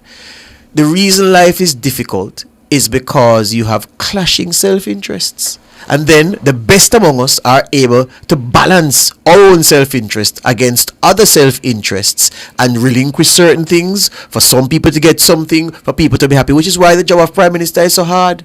Because you have everybody want you to do it how they want you to do it, and upset if you do it how somebody else do it. Look at our YouTube chat in the evenings. Everybody wants you to do this, say this, do this, ask this question, do that. When you don't do it, they're upset. And you say, but if you look in the chat and you realize how many of you are sending us in this direction, that direction, we can't please everybody. Life is about the collision of self-interest. Richard, evening. Good evening, gentlemen. Evening. I've been listening to you guys, and I constantly have respect for you guys because you talk a lot of sense, you know. Now, my question to you, George. Hello? Yes, my question to you, George. Some time ago on the Mr. Patterson regime, there was Black Man Time. What is it now for the TNP? You tell me. I don't time know. come. I don't know. I remember Black Man Time like it was yesterday. It was very, very powerful and very effective, eh? Yes. I don't see a slogan emerging. I don't see a catalytic position that all PNP, all comrades are going to unite around and say, yes, this is the message. This is what is motivating us to hit the pavement. I don't see that yet. You know, I have a very good friend in Portland. He's for the past 3 general elections, he predict them correctly, and he's telling me that there's no way Anne-Marie can lose the seat, and he's giving the JLP in the next election 52 seats. I said, man, you're brave. Very brave indeed. 52. Yes. Oh boy. So, but he been calling it right over the years. Yeah. And all is accurate, you know. Yes.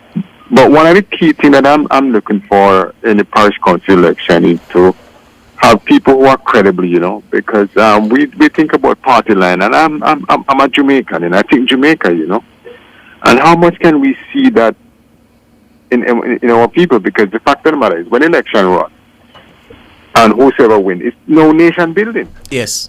And that's how I view it. Yes. And I look at it, I see myself as an independent, need to be swayed by one of these sides, you know. Yes. But based on the conference, I tend to have a little leaning to the government side, you know, because he spoke to me during the conference, you know. He connected with you? Yes. Mm-hmm. Yes. Mm-hmm. But the other one has not, you know. Yes. Well, all right. So I am basically, I will call a issue voter. Yes. I vote on issue. Yes. And one of the key issues that I'm having with my MP, because he fixed all the roads. I don't have problem with roads in my area. In my community, the road is okay. Yes. Even last week, they do some patching there. The salt water that we are affected by in East Portland, and I don't know when that's going to be solved. Salt water in the taps? Yes. You know how many times people have to change the faucet, their washing machine get damaged, the fridge, you know. So how salt water get in the line? This is for a mighty long time, man. This is I'm living there for 22 years, and this is happening for long before that. Then what NWC has been telling you over the years? Because it's their issue. They're saying that it's very costly, and they're looking for other avenue which they can get the fresh water from. What? I first may hear this. East Portland have a problem with salt water in the potable water line? Yes, you have Boston, Fury Hill, Zion Hill, going to Sherwood Forest, go down to Drapers. Total salt water. It's a story to pursue this week. I thank you for raising it here. We're going to deal with it. Yes, because that's I live there, so I know. Yeah, And man. a lot of people when they drink the water, they're barely paying. What? Yes. We're gonna check this one and see if we can get a story or Please, discussion. bro, I on it. appreciate that. Yeah, man, we will do it, man. Enough respect. Yeah, man, respect all the time. You know, someone in the chat said, yes, it's about self-interest, Chevron, but you should be honest about what your self-interest is, and I entirely agree. That's the problem. You Precisely. come pretending to, we're here for the betterment of the country, when you're there to extract maximum benefit for one interest group at the expense of all others, yet you masquerade as, everybody kumbaya. That's the problem. That's the problem. And I suppose that's when you have a actual legal, the profession of legal lawyers who maintain their standards. They also advocate for themselves, make no mistake. But when it comes to maintaining the discipline of the profession, I don't think there's an organization that beats them. Yeah. And as I said, the best among us are able to, at times, relinquish our own self-interest and look at the broader good and make decisions in that regard. It's just like, if you think that negotiating with public sector workers easy, when that group here, that group get X%, and say, if we get X%, you say the country go broke, we no business. You give them X, you can't give me X minus 1. Those are the kinds of things that have caused us to not advance further, because it's all about self-interest and how self-interest collides. There you go. Think on that. Chevron, take us home. It's 8 o'clock in the evening, ladies and gentlemen. I thank you for joining us. Those in YouTube, over. I see the listeners want music, but Friday, George, right? Friday, we're not going to get all of the music Exactly, all the ones. Friday, All so- of who won last Christmas, I gave you my heart. Black, just wait, no man. Just patient, no man. Chop. So our listeners, YouTubers, thank you for joining us this evening. Our tech up, Andrew Glenn Anderson, and our super producer, Dana Davey, and my co-workers and comrades in the newsroom. I know some people don't like the word comrades, but it have more than meaning than what you think it has, So my friends, let me change it then. My friends in the news and production department. I'm Siobhan Campbell. My name is George Davis.